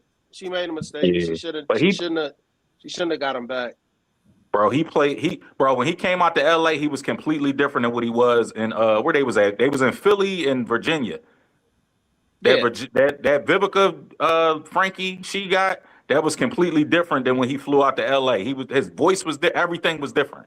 So he played the hell out of that role and got her to go back on tour. So she trusted him, but he seemed normal. So I don't really, it's her fault, but you know what I'm saying? But he did like, he played a good role. Like he put on a good poker face until it was time for her to go. Yeah. Then the junkie came out as soon as he got that check and she pulled off in that cab. Yeah. So. Yeah. I watch these movies. When I was watching it, I was asking myself, which one of these stories seemed the most believable? And just like Foss said, like Vivica got the real version of them, the worst version of them. Worst. And that was the only story to me that seemed to make sense and work together. Like, yeah. Oh, you're talking about within the movie. Okay, gotcha. Yeah. Between the three of them, when they were telling their stories and they were on the stand, I'm like, okay, which one is the right one? Because I'm trying to figure out which one of them lying. Zola, I think Zola was lying. All of it was all true. Yeah. Yeah, she couldn't produce a certificate. She couldn't produce nothing. Yeah, she got married to the other dude. She got divorced from the other dude in Mexico, and she married Frankie in Mexico. Like all your stuff in Mexico. Like what's up with you? And then they can't get the records for nothing. Like you ain't had a record to the marriage or the record for the previous divorce. So that's why she lost. And then Vivica was still married. Yeah. And then I feel like the school teacher was probably the most truthful. She should have won, but he done did so much dirt with the other two and did so much paperwork. She just got the short end of the stick. But Vivica only won because of the common law. Remember? Yeah, because I think after she actually got the divorce, she still was living with Frankie, so they gave her common law marriage. So that's how she ended up winning. Yeah. But she actually lost. Right. She actually lost, though. I think then the third wife said she said she sued her, and then she won in appeals court, but it was years later, and she only ended up winning like 15,000. Yeah, but by that time, you done spent all that in lawyers, so it's no. She got that after the lawyer fee. She got that after the lawyer. Oh, okay. So 15,000. She just got 15,000. Period. Got you. All right. Yeah. So that's still like after the So after the lawyer fee, she still ended up getting a decent. So that's all he was worth when he died. Yeah, he wasn't worth $4 million. The estate was worth $4 million. He was broke. Yeah, he was broke. So Levy got all the money. That's what I was confused at that part, y'all. So Levy got the $4 million. Yeah, Levy had all the money. Wow. The second one. Yeah, and that's why Levy, the producer, the producer that was forging signatures on the songs. Oh, the white guy. Yeah, remember the white dude? I don't even think he was just the producer. I don't even think he was the producer. I think he discovered them. Yeah, he discovered them. I think he just owned the label. I think he just owned the label. Yeah. And it just and that actually was what I wanted to really speak on the most, because that just shows you how nasty this motherfucking music industry is, man. Because that dude didn't write a record. That record was already done and created before he even came around. And it was created when he was with the teenagers. And so he stamped his name on it and put himself a part of the accreditation so he could get paid off the record. And he got $4 million. Lymon, and Frankie Lymon, so much of a fucking junkie, he don't even realize what's going on. He cut that man. So he collected $4 million over the years, Slimmy? Yeah, over the years. Over the years, he collected $4 million. So I think that took place in 85, that court case? Yeah, 85, 86. Yeah. So all these years, he had collected all that money. And I don't think they got any money from him. I don't think they got any money from him. Yeah, I think he literally. Oh, that shit crazy, bro. She got 15,000. Yeah, 15K. That's it. And I could have heard wrong. That could have been after lawyer fees for real. But I thought she said 15. She got 15,000 after the lawyer fees. But yeah, she said after all the years, she only got 15,000. Yeah, it could have been with. I can't remember now, man. I just watched it a few hours ago.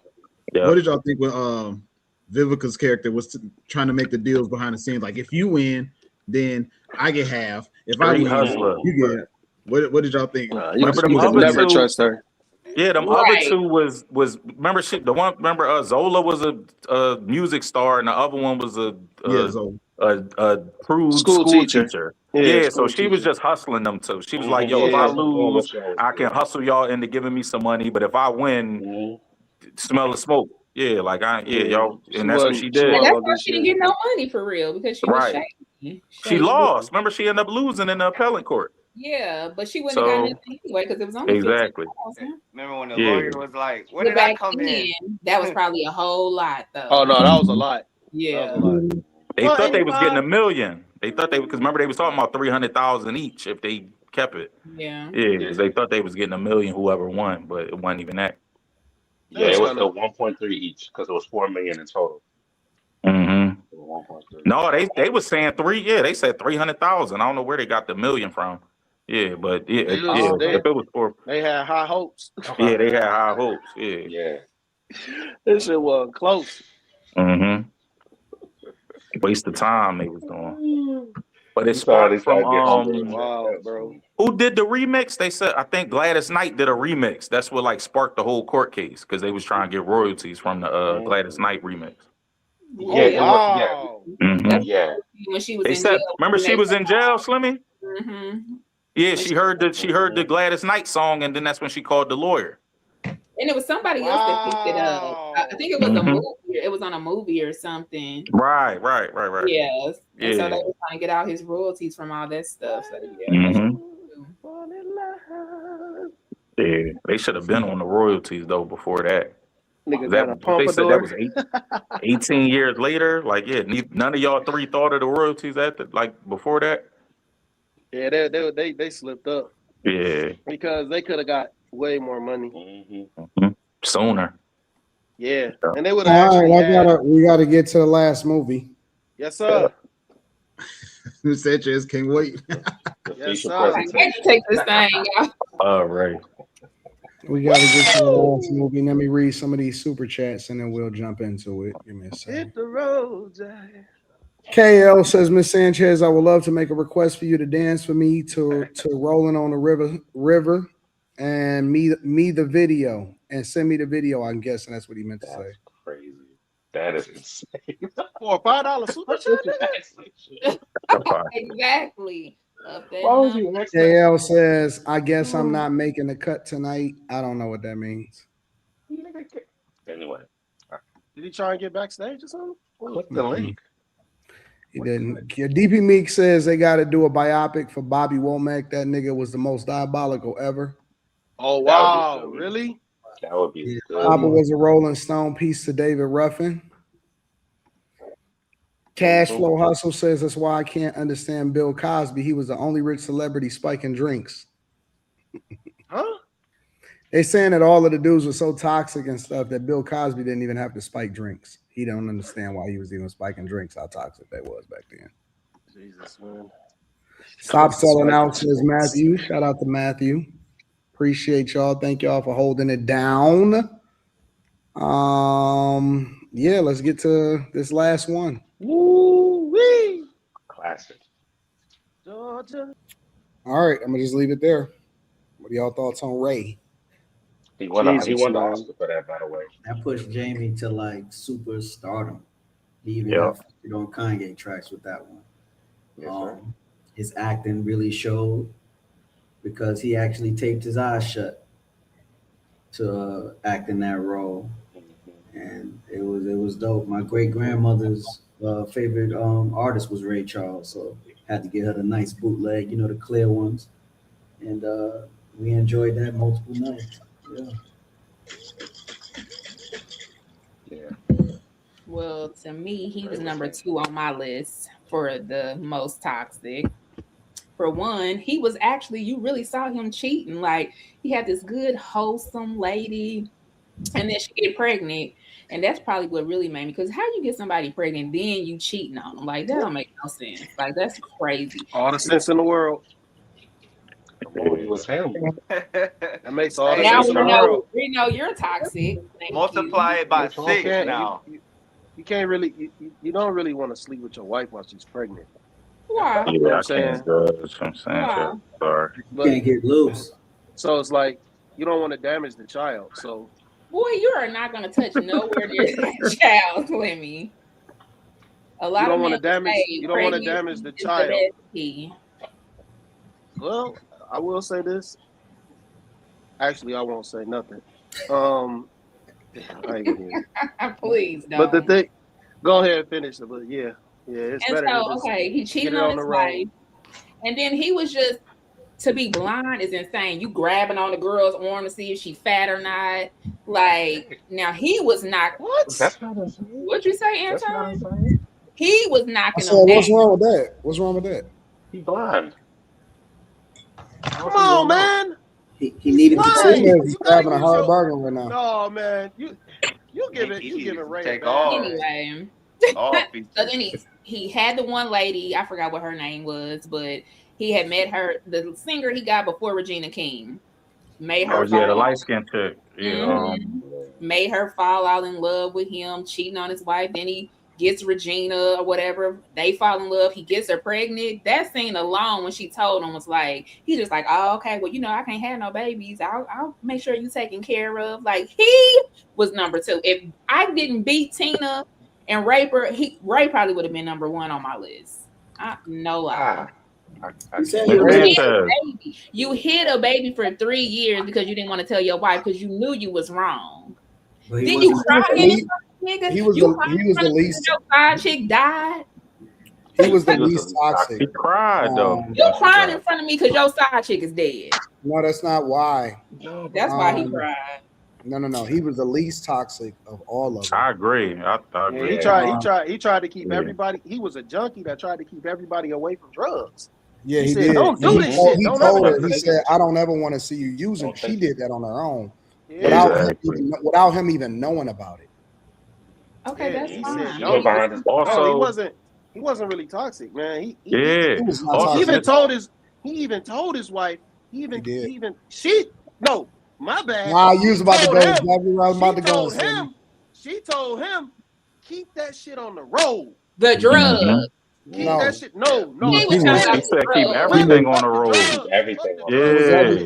It was everything, Miss Sanchez. He said keep everything on the road. She figured it out when she found the drugs and all that, because you could see it in her face. I would have left in. You could see it in her face. But at the end of the day, I cannot believe y'all niggas is up here saying this man was not toxic. Listen, Miss Sanchez, let me cook, y'all. Least toxic. I say least because listen, he told Regina King, he told her from rip, like, I'm not leaving my family. And then remember when she tried to overstep, he told her like, yo, what, you knew the rules when you got the he said you knew the rules at the beginning of this. He said, I'm not going to leave my family. Like he disrespected. And more his wife, importantly, but I'm saying he told her from rip, I'm not leaving. Like, you know what this is. You're going to be my side piece on it. He was up front. Yeah, he was honest. She called the house. Not toxic. She called the house when and he checked the hell out of her for calling the house. Hell no. He said, you crazy? I'm with my wife and my kids. Yeah. And she was like, well, I'm here in LA to meet you.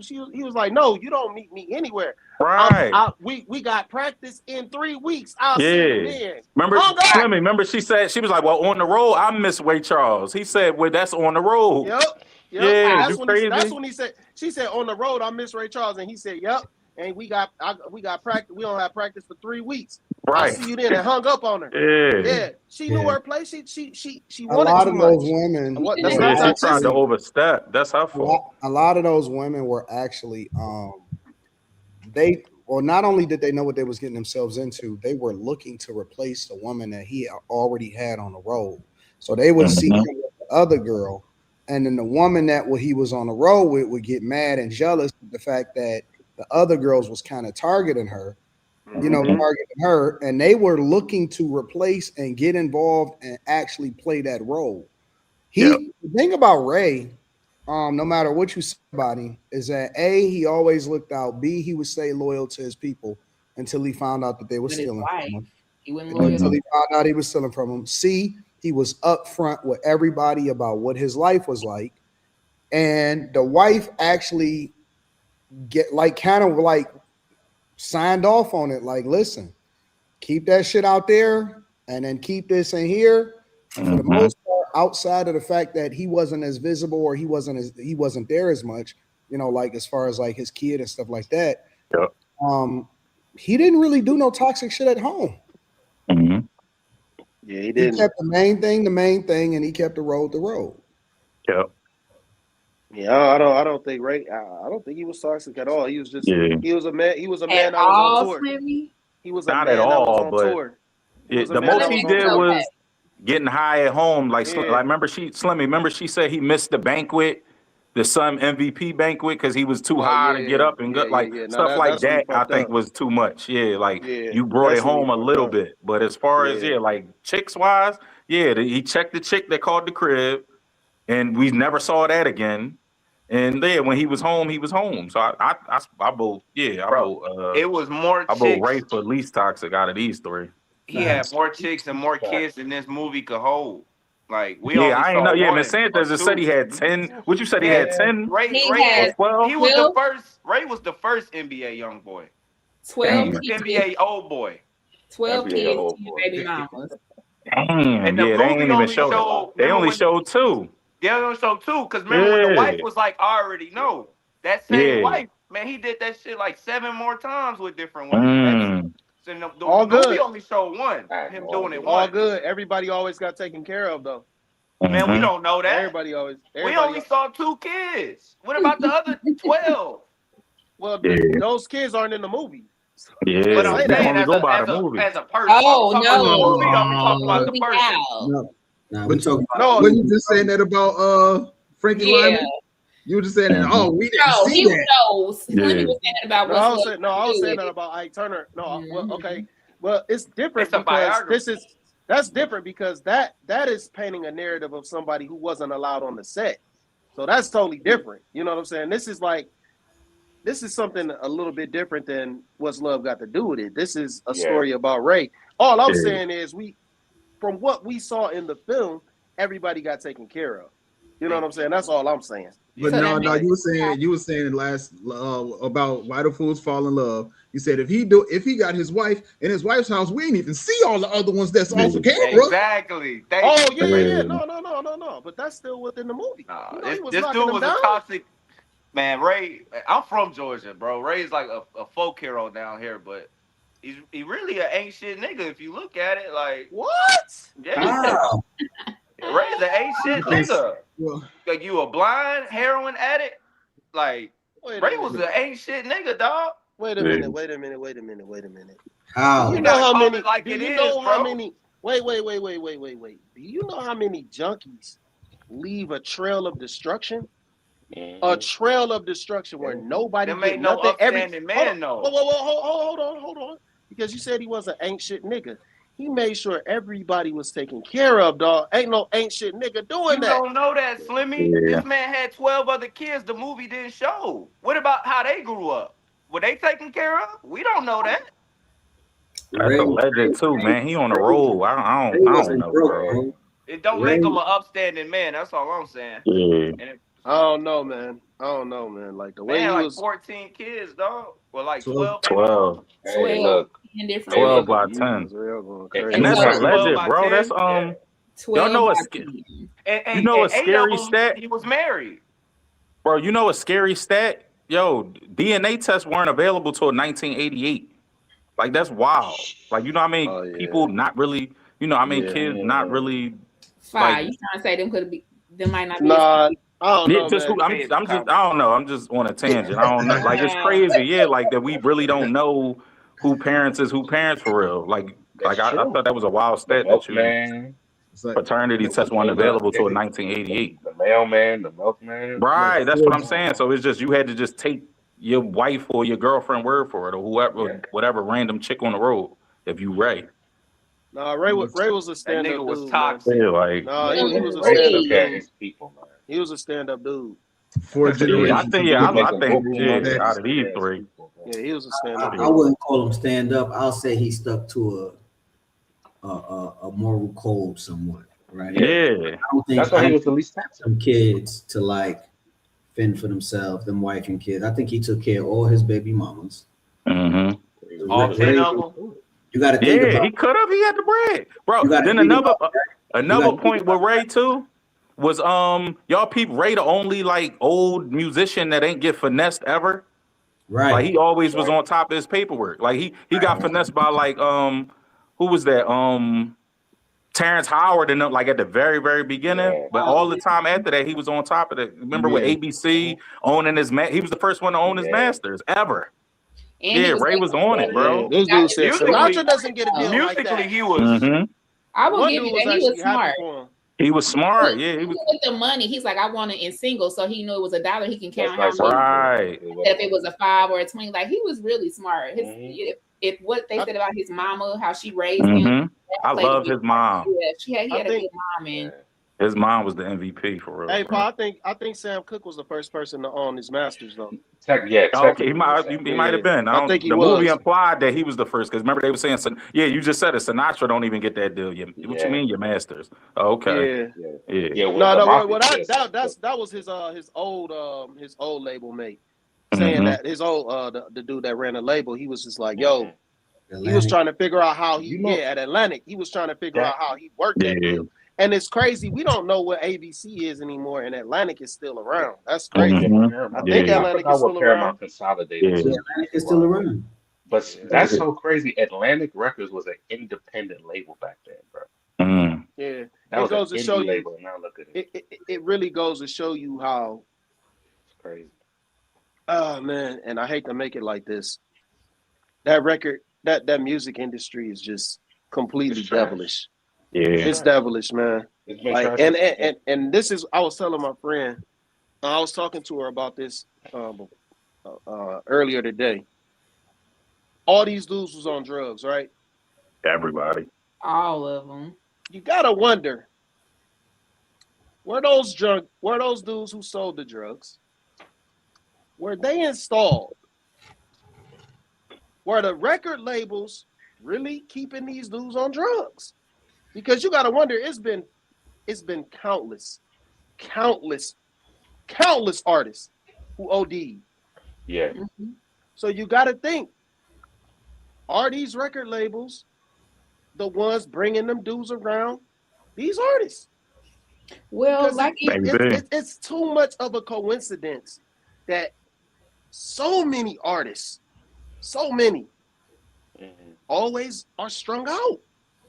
But even like on Ray Slammy, remember where they was like, oh, he high as heck. And one dude was seemed concerned, like, no, we shouldn't, we need to get him off of this stuff. And the other one was like, but do you hear this hit he making? So I can see giving the drugs to the people, especially if they made the music better. I can see what you're saying. Well, so even, but no, Ray was the exception to the rule. I won't speak on Ray because he did that shit to himself. Yeah. He did that shit to himself. You know what I'm saying? Like, he wanted to indulge, but he ain't Wilbon. Right. He was like, "Yo, dog, Fathead." Yeah, Fathead was telling him, "No, dog." Evil Dave Chappelle. The bandmates was doing Evil Dave Chappelle. Yeah, so funny the first he was time. like, "Don't." He tried to come in that bathroom the first time. He was like, "No, man. Hey, man, we stay out of here." So then that second time he came in there, when they was at the restaurant eating that food, and King Wilbon, he was like, "Yo, I'm out." He left. He was like, "I'm not gonna be a part of this." Yeah. You know what I'm saying? Was that that scene, or was it when was that the scene when Ray was charging him, accusing him of his what is it? I don't even know what to call it. No, that's later. Okay, that was later. You know what I'm talking about. No, when they was at that restaurant, this was before Georgia. When they was at that restaurant, that was the second time Ray tried to come in on them using. Yeah. He tried that was the second time. Yeah, the first time it was like 10 minutes before that in the film. Yeah. And he was the like, water scene, right? The first time was the water. He was standing. They wouldn't let him in the bathroom, and I guess this was him feeling alone. And when he had a flashback, this about his brother. But Bokeem was trying to, protect him, man. He tried to protect him. The ladies' room is down the hall. Go down there. He pushed him. Yeah, the pimp, let him do it, man. He shouldn't have let him do it either. Remember that's the pimp dude from He Got Game. Yeah, that's who let him do it. Yeah, but shit, he was trying to get high himself. He didn't. Right. He didn't care. Yeah. He just playing the band. I will say about Ray, they did a good job of showing his trauma and how that literally led to him even using heroin in the first place. Like They were flashing back all through the movie, man. They were showing his brother dying in the vat of water. They were showing, Yeah, how he's learning, even learn how that to was play the wild, piano. bro. Yeah, Mm-hmm. that That stuff was scarred wild. him, man. Yeah. That his mom, man, his mom was I love his No, mom, bro. his mom was she rough. was she was frightening to me. Really? But I think they did a great job, like you just said, showing that trauma, because that might be Yeah. the reason why he loved women so much. That was the last person he saw, and he loved his mom, so that Mm-hmm. could have played a part on him with the women too. Mm-hmm. Yeah. Him going crazy like that with the women. I think that just was stardom. I think that just Bro, so that it's, man was it'd be hard knocking to him say no. down. But what I will say about this film, this is just seeing Jamie Foxx. I never saw Jamie Foxx. That's what I should say. I never saw Jamie Foxx. Okay, hold your thought real quick, because you just made me think of something.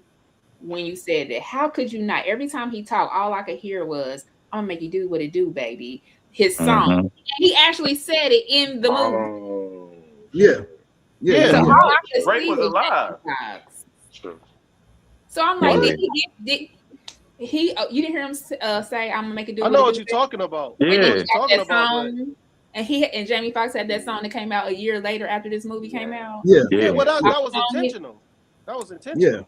What I'm saying Mhm. is, like, how could you not hear Jamie when you saw this character? I guess that's my question. Man, he I don't. think it was just good No, casting. no, no. Well, For so real. this is the thing. Jamie Foxx. I don't know if you saw his first stand up, but this dude does impersonations through the roof. Mm-hmm. Like, and this, so like he's. Hold on. Did y'all notice Ari Spears was in the movie? Yeah. Red Fox. Yeah, he was rough. Yeah, Yeah, he was yeah, Red yeah, Fox. yeah, Yeah. yeah. So Mhm. like, I'm and Ari eating. That's why Spears- I'm off camera. So if No, you good. I'm off camera, yo. And Ari Yeah. Spears is someone, and I think he's in the movie because he does great impersonations too. Yes, And he Yeah. did a great impression. He was him doing Red Fox, but Jamie Foxx is even. I would say he's even more superior Yeah, to I agree. Ari Spears. But Yeah. this is single-handedly, to me personally, and this is strictly my opinion. I can't really provide facts for this, but this is single-handedly the greatest acting job ever. I never saw himself. I don't know how they did that. Bro, It the was mannerisms. some mannerisms. It was some parts where he's sitting at the piano, and some angles that they shot.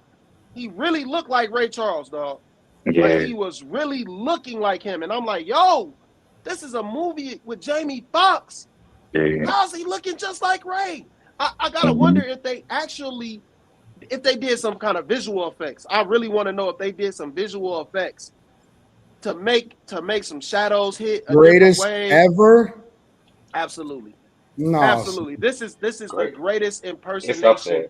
I disagree, bro. Who The greatest acting job ever, or the who's greatest done impersonation? who's done a better Impersonation, job yeah. embodying someone else No, like no. this? The impersonation. Okay. Yeah. I say greatest acted ever or greatest impersonation. It's two different things. No, even if I still think it was it was the greatest impersonation ever, and I think it was probably the greatest acting job I've seen. Because wow, that's a lot. I don't know. It's up there. I say it's up there. Name me some things better. Greatest. Man, this shit was remarkable. This shit was remarkable, man. Like, I didn't see Jamie Foxx. I really didn't. I'm just like, yo, this shit is crazy. You know, he got to sit with him, a large part of the casting.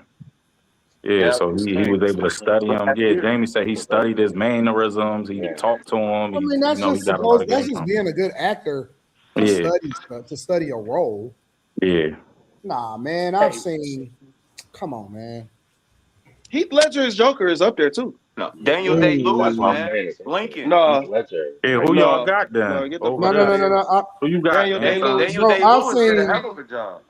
I've seen. As Lincoln? Yeah. I've seen. Yeah, they lose Lincoln's crazy. My Man and the Machinist. What was the Oh, name of Christian Bale. I've seen Christian Bale in The Machinist. I've seen Edward Norton, bro. Like, there's some really, really underrated acting jobs that people are not giving credit because Jamie Foxx won. Like Edward Norton at Fight Club in Fight Club. Yes, bro. Yes, Yeah, bro. that's uncanny. Like there are some epic, and when I say epic, some epic acting jobs, bro. I don't know about that, Sonny. I can't. I don't know. There's a few actors with multiple, like Edward Norton, American History X. He was crazy in that movie. When he did the curb stomp thing. Like, if you talk about impersonations, I can give you that. Yeah, impersonation. If you're talking about ever, biography. So I want to hear some. I want to hear some roles. Yeah, I told you, Lincoln. Got to be a biography. Daniel Day-Lewis does not embody. In that movie, Daniel Day-Lewis and Lincoln. Lincoln. I said in Lincoln. I gotta watch Lincoln, but I watched. What was the movie that What's the movie that you told me, AD? Where he was? There Will Be Blood. There Will Be Blood, and that's a good movie. It's a good incredible, movie, but it ain't nowhere near close to acting job. Like he was the same person he was in Gangs of New York. He was the exact same person he was in Gangs of New York. He was not. He absolutely was. And he was incredible in Gangs in New York too, but he was not. I don't think he was. I don't think he outdid Leo DiCap. Honestly, I don't think he outdid him in that movie. And even that. No, that was a great. Absolutely, ABJ. That was a great cast. Cupid, Selena. I can't give her that. That's an honor. That's up there for sure. That's up there for sure. If you're talking like top 10, maybe, but she didn't do better than Jamie Foxx and Ray. No way. What about Angela? I feel like they both kind of. No, hell no. I was about to say that too, Miss Sanchez. I was about to say that. She up there. She up there. Yeah, she smoked that. They like this? Johnny Depp. No, I still got Jamie one, but she. Okay, so they're not both males. It's a Uh-oh. male and a female, so one is going to be different. So I would put them at the same. Yeah. No, absolutely not. She was good at not, man. All she did, she got. Now I'll give her this. She got ripped for that shit. Absolutely. Yeah. She got ripped. Lip taken. She had to go. Bro, don't sleep on Will neither, Slimmy. Nah, Will. Don't sleep on Will. No, Will Smith doesn't. Muhammad Ali. Nah, the twin. That's like low tier. Will Smith I got one for you. Yeah, that's nobody. It is low tier. I got one for you, Slimmy. Dallas Buyers Club, bro. I don't know. I never saw this. Yep. You never seen Dallas Buyers Club? Yep. No, I never saw this. And I like Matthew McConaughey. Matthew McConaughey is. Who he was depicting? Too. Jared Leto killed it too. Jared Leto killed it in that Black Mass. Bro, it's so many good actors, bro. Yeah, you gotta talk about Marlon Brando in The Godfather. Yep. You can go Al Pacino in The Godfather Part 2. Shit, bro. Meryl Streep. Yeah. What was that? Jack Nicholson, bro. And One Flew Over the Cuckoo's Nest. Come on, man. It's a lot of fucking performances, bro. That you can. I don't know, Slimmy. You like. I'm not saying that it can't be. I wouldn't get mad at somebody for picking it, but it's a lot of fucking good performances, bro. Oh yeah, I think Heath Ledger is up there. I think Heath Ledger is up there. Like that put him over the edge. Like that, I think that. Bro, I would. Man, people don't understand that whole script, Training Day, was improvised, bro. Yep. Yeah, a bunch of that stuff was. The whole script, the whole thing, Denzel's whole performance is not written in the script in Training Day. Yeah. Whoa. No, all this. His performance, his lines, every line, almost every single line in Training Day is improvised. Ethan Hawke said that, Slimmy. Yeah, Ethan Hawke said half of the movie he improvised, bro. He said half of that shit he improvised, bro. I went and studied, and they read the script of what they were supposed to do. Yeah, Ethan Hawke said this. That whole King Kong, where y'all going, Jay? That whole the whole King Kong scene was all him. Thing, Slimmy, is improvised. None of that was in the script. He made all of that up. No, come on, man. Come on. Honest to God, Slimmy, go and look it up, bro. Go and look it up, bro. Wait, how do I need to expand my movie library? Him. Remember when they was at the diner and he was like, "Tell me a story." Boom. You know, with the yep. the whole thing is improvised. When he was doing the wolf, you know, sheep and the wolf thing, all of that shit is improvised. Nothing was in the script, bro. Nothing. Yeah. What? I'm telling you, Slimmy. Yeah, it was. I'm telling you, Slimmy, it's the truth. Go and look it up. This believable as hell. Ethan Hawke said it, and Antoine Fuqua said it. Yeah, they said they gave Denzel free reign. He was doing his own thing half of the movie. What the? I think the scene with the gun. What's the scene with the guns? AD when he caught the homeless dude in the alley. Yeah, he said that was all improvised. All that was improvised. Nothing was too. in the script, bro. Yeah, all that was improvised. I'm learning this right now. Yep. Yeah. I might have to run back what I said. I might have to run tell back me what a I story. said. Like, I'm trying to think of all the scenes he said.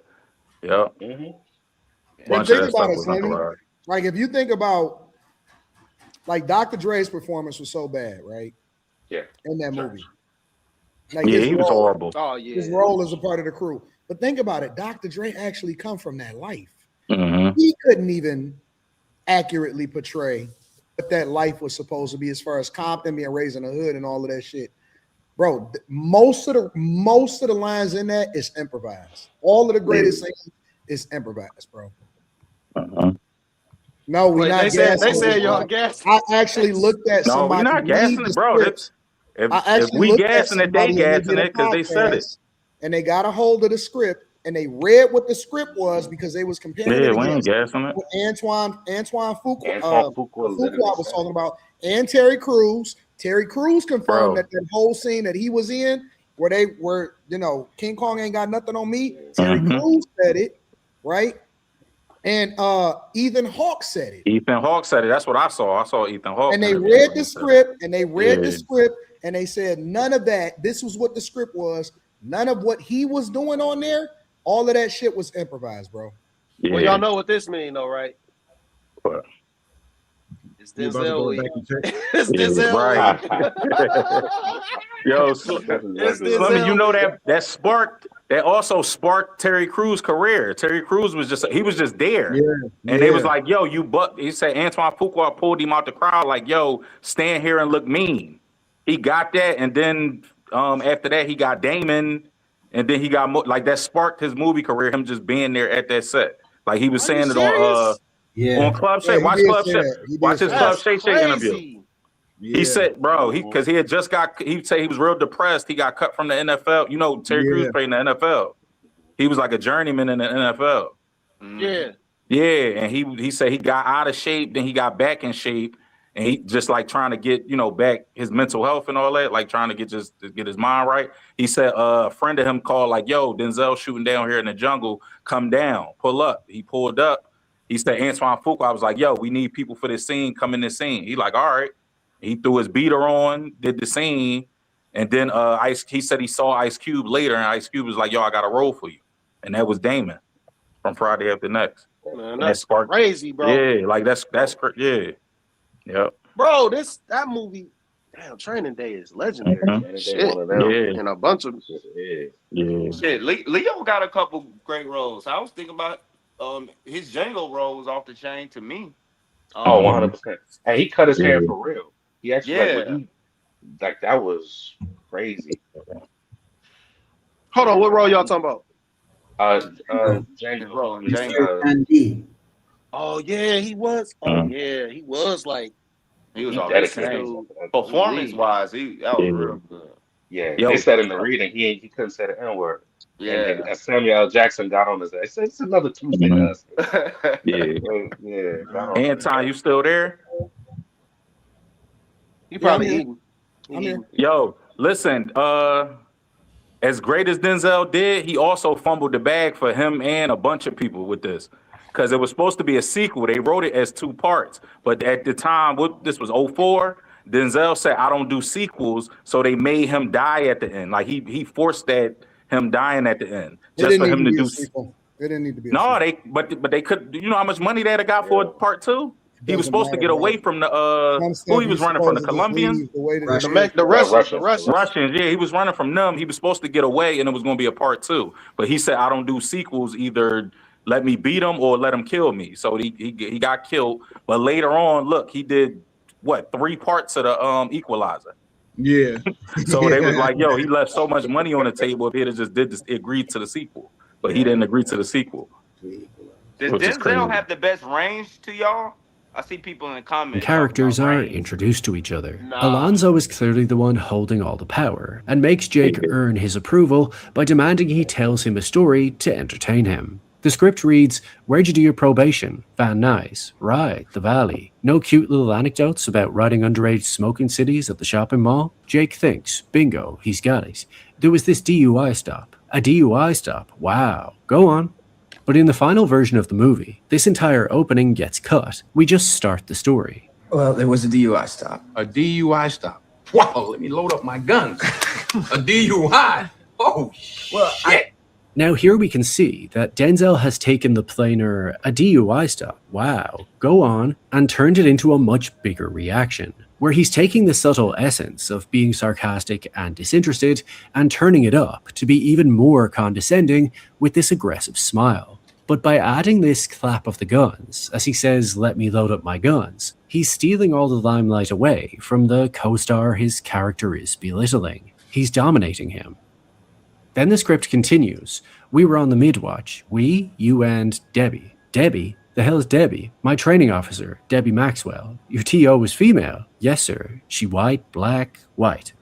But in the precise area the script jumps over, wanting the dialogue to read smooth and fast on the page, Denzel inserts a new reaction to add texture to his character's casual sexism. Got a female training officer? Yes, sir. Ah, okay. All right. So what was she, black, white? She was white. So we can see that Washington is taking what's on the page and adding flavor. He's making it feel more alive by expressing much bigger reactions and more attitude. He's not just disinterested in a DUI, now he's tapping his guns together to belittle it. He's not just intrigued by the details of his female training officer, now he's setting the tone of how we're going to objectify her. Then the script just has Alonzo ask him to proceed. "So you and Debbie are pulling a mid-watch." And Jake continues his long story uninterrupted. It all reads fine. As a reader, we're getting what we need from this exchange, but nothing more. Whereas Denzel ad-libs this little detail to throw him off. So it was a real quiet night. Boom! You never know. That's the point. Go. Not only does this edition set up what... No, I'm not gonna keep going, but that was brilliant. Wait a minute. Chat, man. Anton is providing y'all with the greatest movie review show on the fucking internet. It is, bro, I'm telling you. What the fuck? Oh my God. I'm sitting here amazed at this shit, man. Denzel Washington is crazy. Yeah, I gotta run my shit. I gotta run that comment I made back. I'm gonna have to watch Training Day again and just like look at all this shit, dog. Yeah, I'm looking at it different now. Yeah. That's insane, Anton, you there? Yeah, I'm here. Yeah, question. Why you think a sequel wouldn't have been good? I think a sequel would have been brilliant. He had. You don't think so? I think it ended exactly how it's supposed to, bro. Like, if they tried to make a sequel to Training Day, they'd fuck that shit up, bro. Yeah, he wouldn't have been able to live up. He couldn't have been. Lonzo is there for a short time. He's that reckless. Yeah. It made sense. To get him killed. He had to go. Because I don't think if you get a sequel, I don't think the role gonna be as good. I think so. I think he'd have killed it again. I think so. That was a good. I think him getting away from Jake. I think remember when he got killed by the Russians? I think like a high-speed chase or something, and he got away, and the movie ended like that. And he spent the next movie trying to get the bread up to get the Russians the money. Yeah, they could have stretched it, bro. I'm not liking it. Just one more. Nope. The sequel would have had to been a straight out action flick because from these Russians. Yeah, I think so. Oh, we good. I think he could have. We good on that. They'd have made bread though. Why- They'd have made bank, bro. Well, I understand what you're saying Yeah. as far as him fumbling the bag. You know Yeah, what I'm they'd have saying? made Like for bank, the bro. cat, but like I don't think Training Day lives up to. I don't think Training Day 2 lives up to Training Day though. I don't think you can. I don't think it's gonna measure up. Yeah. And then on top of it, I would think it also would water down what he did in Training Day, like making a sequel. Some things just don't just need to be as they are. Yeah. But I get it. Denzel week. Yeah. My thing too with sequels, bro. I peep when they do sequels soon, like a year or two after, they better. Versus when they try wait. Remember all these sequels 10, 20, 15 years later, that's when they ruin sequels. I think when they be like a year or two after, they be all right.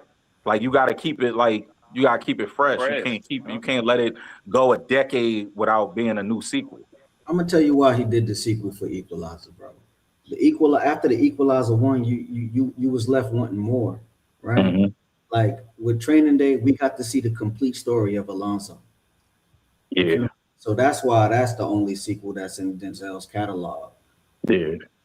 Like Alonzo, like we saw him big dog, and then we start to see it spiral to like it's no way out. We watched him walk into that trap. So I mean, but Equalizer is like a Jason Bourne, sort of in that vein, like that. But when you're talking about hood classics and movies, man, some shit you just gotta let it be, bro. You gotta let it be. You see how they fucked up Coming to America? That's what Training Day would have been, bro. It's like 20 years. Like later, I said, Anton, that's 30 years later. Yeah, that's why you. Yeah, that's why they messed it up. Either way, if I saying 2-3 years later, and then with them being probably written within the same realm, I guess you could say he's saying that's why it probably wouldn't be a failure. You got a different I just think audience. they should have just left it. I don't like if they they made a Sinners 2, that shit would be trash, bro. Yeah, Sinners. I think they going there. Yeah, they might. Going there. Yeah, Slimmy might be I don't right. want him to make it. I don't want him to make it. Like, it's not needed. Follow Stack. No, one brother died. Yeah, so you can't. They can't do no sequel. Yeah, but he's a vampire. So. Oh yeah. Yeah, he's a vampire. Yeah. Like there ain't no end to what they could do. But I The don't. most they I could don't do see is the a point to it. series, and Yeah, maybe a series. Yeah. Sometimes Bro, you know they tried to make a Coming to America series. It lasted one episode. Sometimes you just have to let good and call it a day, bro. Like don't like make some new shit and keep it moving. Sometimes trying to revisit something and remake it messes it up, bro, and it messes the stain on the legacy. Like when people think about Coming to America now, they be like, and they automatically say, "But man, Coming to America 2 is trash." Like that shit should never even be made. Yeah, it was a money grab. It was nothing but a money grab, bro. Man, you we can't literally make nothing have to 30 ignore years that later, that bro. film was made. But you can't make a sequel 30 years later, bro. That's where they messed up at. Too much time passed. Well, hold on, because he's right. Honestly, I'm gonna keep it 100. I'm gonna keep it 100. If Christian Bale would have never said no, or whatever happened with that Terminator series, that new one that was coming out, man, that shit was fire. I don't know what happened with that studio, but that shit, I like that shit hit, and then they canceled it. I don't know what the fuck was going on, man. Why they canceled that shit?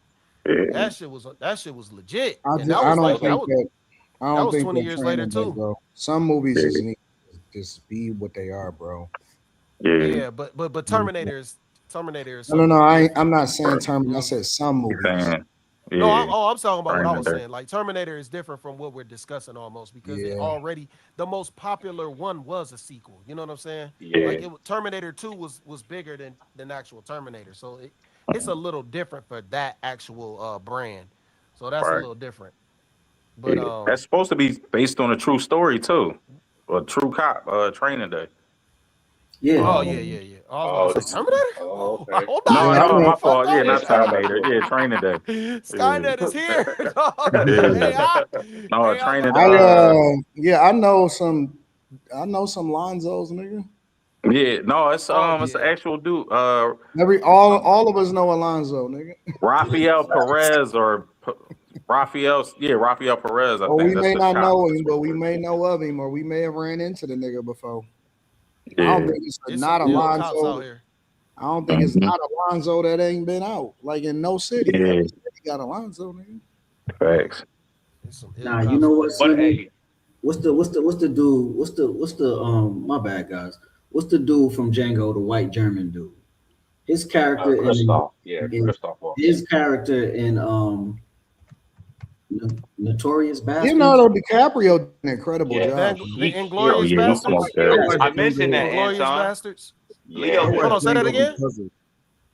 His character in Inglorious Bastards. That was good acting, right? Yeah. I got He it. got What did you several. say, Anton? I said Leonardo DiCaprio and Django was insane, bro. Yeah, man. I mentioned that. Yeah. Yeah. Yeah, we was just talking about that. I watched Django because of Leonardo DiCaprio. I don't even watch slave movies, bro. Like I'm off that shit. Yeah, I can't do it, but I don't know how many slave movies I can sit through in my life. Yeah, last one I watched was 12 Years a Slave. That was the last one. I was like, man, I'm done. 12 years. Hey, Escape Forrest from New Whitaker York, did his Escape from thing. LA was so far. Hey. It was like a few years after What's that Escape movie? from New York. Last King of Scotland. Forrest did his thing. Oh in that yeah, one. with Idi Amin. Oh yeah.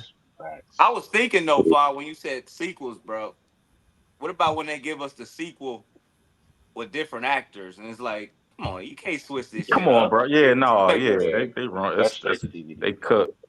One, what was It's like if Back to the Future came out right now, you can't get Michael J. Fox to do it, and you know, like, it'll be a travesty. It's too much years. It's 40. That's 40 years now. But that's not true though, bro. That's not true. Like if you think about Blade Runner and stuff like that, they was able to successfully recreate that shit. Tron still had Jeff Bridges in it though.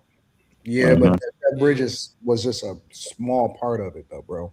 Was they like the parents? Nah. No. Okay. Tron is kind of different. Okay. You're able to recreate Tron because that's what I'm saying. But it's some based movies. On, it's not. There's some movies where the character itself is too iconic to, you know what I'm saying? Like, you just can't. You gotta let it go, bro. You never like even if you think about Back to the Future, nigga, that is Michael J. Fox. You know what I'm saying? Like 100%. when you think about Back to the Future, you think Doc and Michael J. Fox. You know what I'm saying? Yeah. And so that's it. It ain't no change. Teen Wolf. Modification. Teen Wolf, yep. Yeah. All of that shit. So Bro. it's just, bro. Our conversation a couple weeks ago, speaking of Back to the Future, I low-key think 2 was better than 1. 2, I think. Yeah. was good. No, 2 2 was low-key insane. was better than 1. 2 is insane. Because remember we 2 was is talking about iconic. that, Slimmy? But you know, About 2 that is sequels 2 is being better? culturally iconic. 2 is culturally iconic talk- because you but got yeah, the 'cause Air you talk about the Max. sneakers. Don't you own a pair of Air Max? Yeah, the sneakers. Yeah, I got some. Yeah.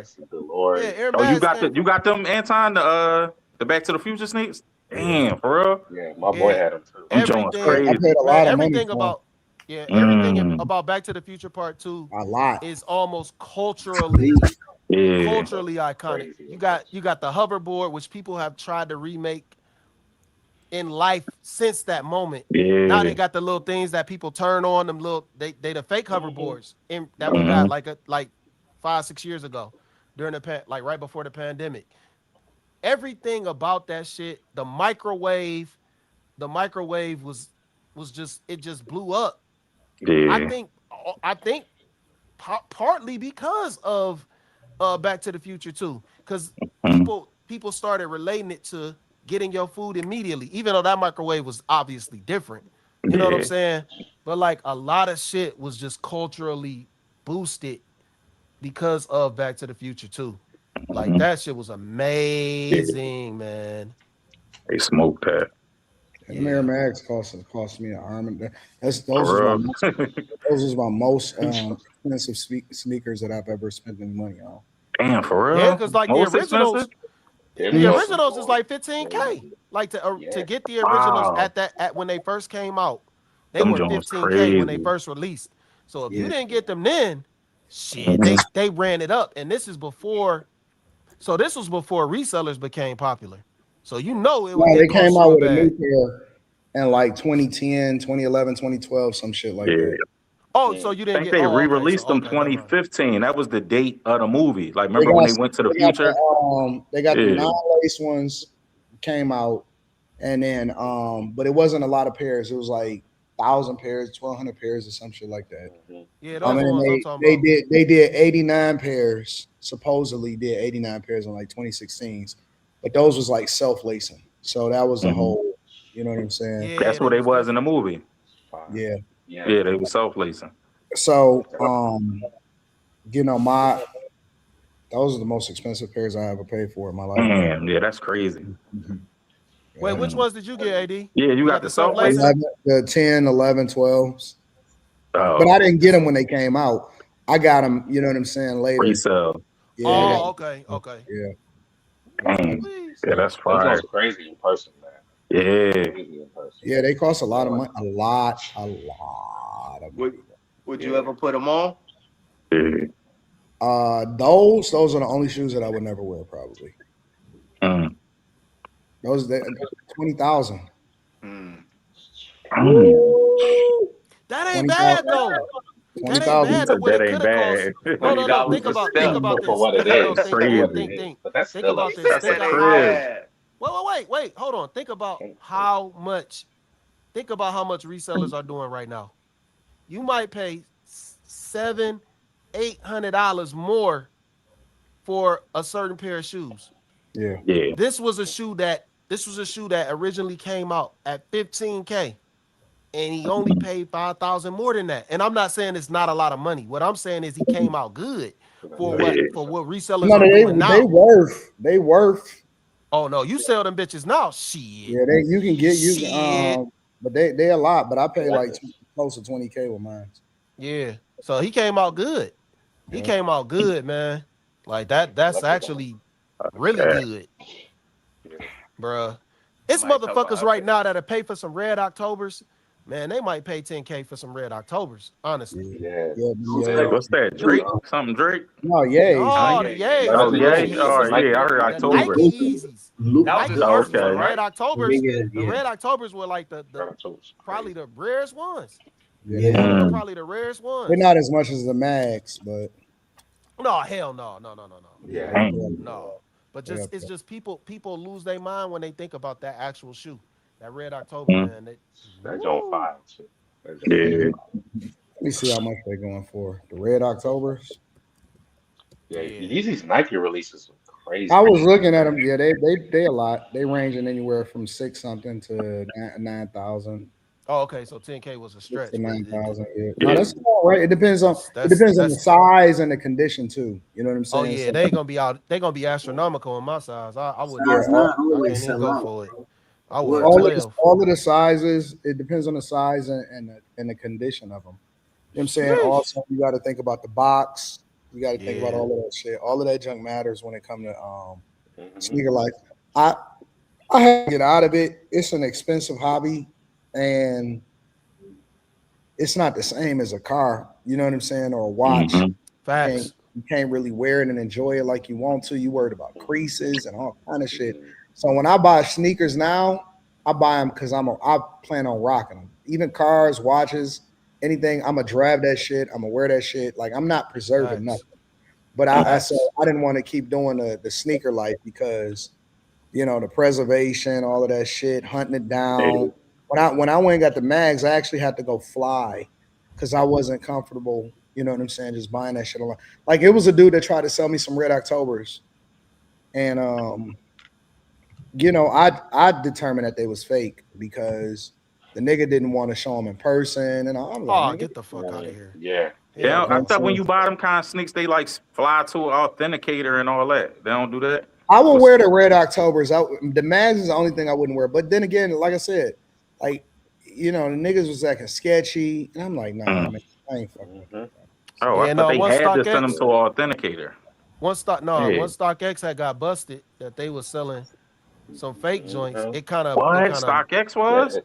Oh yeah, this is a big thing. No, This is a big it was thing. like it wasn't that they were selling the fake ones. It was they said that fake pairs was getting through some of the authenticators. Yeah, and That's I what don't they think said. they Okay, there you go. Yeah, that's what I'm saying. I'm like, I thought they had to send them to authenticators. If you like buy anything But off then eBay or they was something. refunding people once they, if they found Yeah. it.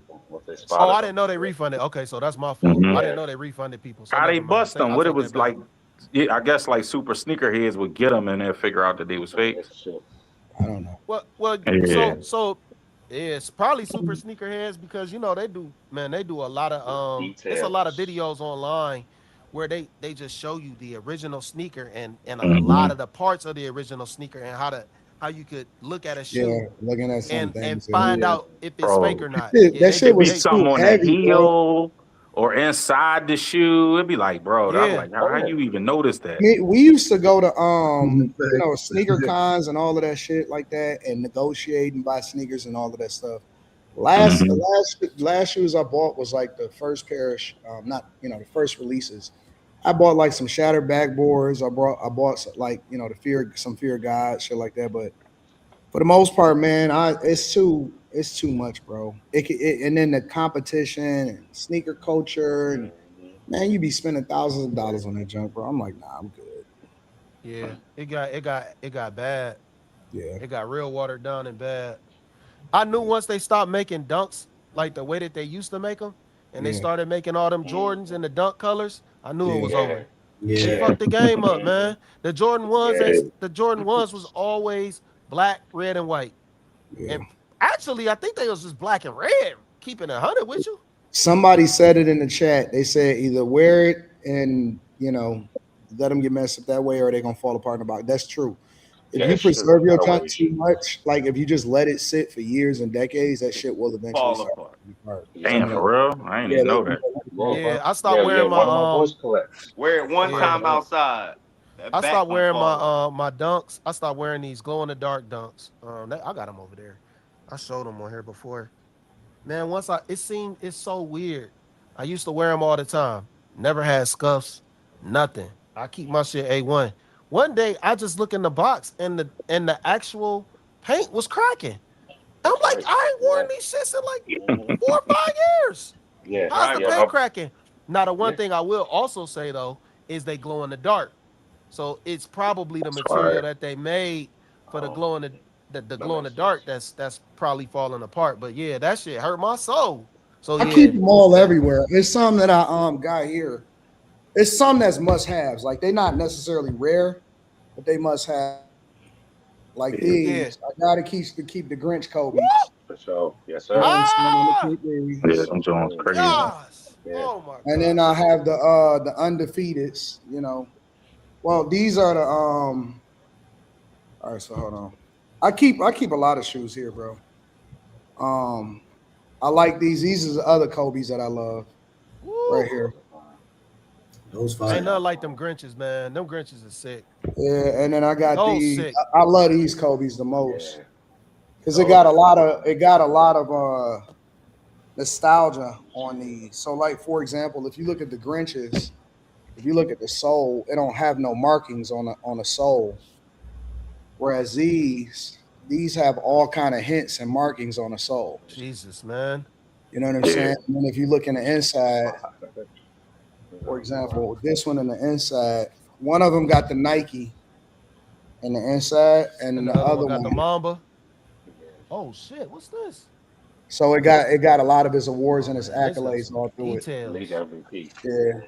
So Kobe 6 is which these is never none of these. A lot of these ain't never been wore before, but a lot of these got details and stuff on them.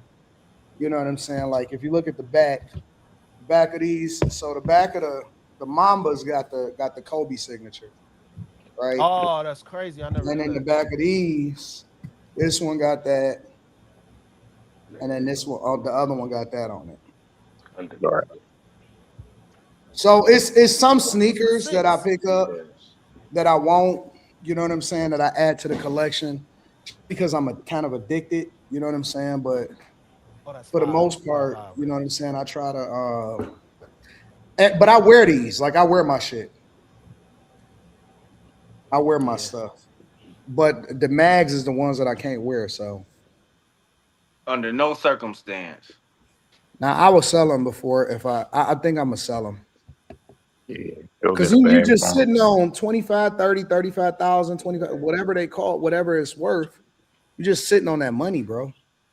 And you know, one of the reasons why I really stopped getting stuff that I would probably have to resell a lot of times is because I would have to have somebody else resell it for me because of my name, because I'm me. So I can't go and meet a nigga and say, you know, hey man, I got these Kobe's. You know what I'm saying? Like, Yeah. I'm not about to meet up with a nigga to sell no Kobe. You know what I'm saying? Like, I'm not doing that shit. Yeah, that shit dangerous. Yeah, it's too much, bro. You can't I'm even not really about to wear be no. packaging. I'm not packaging no sneakers up no more and shipping them out. I'm not doing Yeah, that. I was about to say shit. That's what I was about to say. You ship them out. I got a whole bunch of stuff. I got a bunch of fear gods back there. I got all kind of stuff, bro. Them green, you got the green fear guys or the orange ones, or you got both? I got both of them. Yeah. Okay. I got the green ones. I got the orange ones. Them orange ones. I Is wore the orange ones with my orange. sick. When I went to the Lakers game, I wore the orange ones with the orange Coogee. Oh. Yeah. I had an orange Coogee and then I had my orange fear gods on. And then I Yeah, I had wore the black Levi's. I wore those Travis Scotts last night. I ain't had no choice. I had to. Yeah, they dope. They I was dope. like, fuck that. I got the black. I got black ones too. I got the black fear gods too, the old ones. Whoa. Whoa, them sick, man. Let me take God. these back. Them joints sick, man. Sick. I need to get rid of. Denzel week. I need to get rid of most of this shit, bro. Don't even talk about I that ain't anymore. bought J's in a minute, man. He's the last. Nah, I don't J's really buy bought. J's no more. Yeah, I'm saying I ain't these 13 Chris Pauls. I don't even really truly wear them, but Chris Paul's one of my favorite players. That's I bought unfortunate. these. Yeah, these was a pretty penny. He That's said a- it's that's a- unfortunate. Yeah, How that's he a went bad out. favorite player. Nah. I said no, He's just- one of. Nah. I never liked Chris Paul.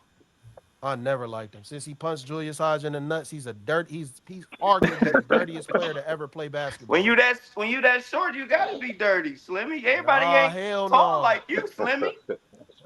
Nigga, I'm only 6'5". 6'6". Shit. You 1% of the world, Yeah, Slimmy. yeah, you a 1% of the I got something population for you, is Slimmy. 6'5". What? Yeah. I got some heat for you, Slimmy. Oh yeah, let me see, man. Pause. All right, so these the orange fear guys, the ones that I wore. Those are fire. Yeah, these are sick. Oh yeah. I was salty. I don't know why. You said what'd you wear them with, Anton? I wore them with a Coogee, an orange Coogee. No, what kind of pants? Why I did not get those. I just had on all black Levi's. Okay, yeah. These are so sick, bro. These are some of the sickest sneakers ever, bro. I don't know what I was thinking, man. And then these are the black ones. Sick. Yeah, Those fear ones, gods my boy got those and the bone color. Yeah, those crazy. The bone colors and stuff too. Yeah, those blacks. Yeah, that's crazy. Yeah, I like those. Yeah, the gray ones are great. I love the gray. Yeah, I love These are grays. my new dailies right here. So I keep the Louis dailies. Oh. And this, Yeah, these came out around the same time the rail dropped. So I keep these on the daily. Yeah, my favorite them color. was when Louis dropped them. That was a nice jacket style. to match that. Oh, with the strap on it. Yeah, and then I got the. Hey, you Anton. can send those to Louis to get clean too. I'm sorry. Well, they ain't never been worn yet. Yeah, they actually ain't never been worn yet. So. Wait, you can send the shoes to get cleaned? But this is the Louis dopest Vuitton. part about Louis it. Vuitton This clean. old school style. Oh In shit! front of it. Yeah. Oh, that's throwback. Yeah. So.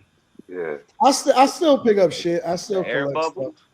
But I don't mind. No, this ain't got no air bubble on it. Show the joints. Gotcha. You ain't. Oh, okay. I know thought you they had ain't an went and air get 'em. bubble on it. The one Like, joints. whoa. That's The joints that you where we went to the boutique in Houston, Balmain. Oh yeah. I ain't them got them bitches here look though. I don't have them sick. here. Oh, okay. The only Them designer bitches shoe I sick. really went crazy for. You remember when Balenciaga had the arenas? Man, I wanted every pair of them. Yeah, That was like 10 years ago. My daughter is in a Balenci heavy right now. Yeah. I remember when 2 Chainz had the Balmain collab with Chain Reaction Jones. That's the Oh yeah, I craziest remember song I've them. seen in my life. Wait, I what? thought that You Chain was said what? Reaction. Versace. That was Balmain? Was that Versace? Was That was Versace I or think that was Balmain? Versace. Versace, yeah. It Look, was a Chain Reaction collab with 2 Chainz. Yeah. Mm. Yeah, that the soul was crazy. yep. The So soul was I literally the still chain. collect them, but I like I said, I wear my shit when I get an opportunity to. I rock my stuff, bro. Got Started to. having kids, man. Got to. Bottom of the shit still clean, man. Shout out to that. I ain't worn And you these. ain't wearing them, yeah. You keep them in like bags and stuff, Anton, or they in the plastic joints from the old Millionaire Morning Show background, like they in the Nah, plastic. You it dropping depends your on where I'm socks? at. It depends on where I'm You at. dropping them? Okay.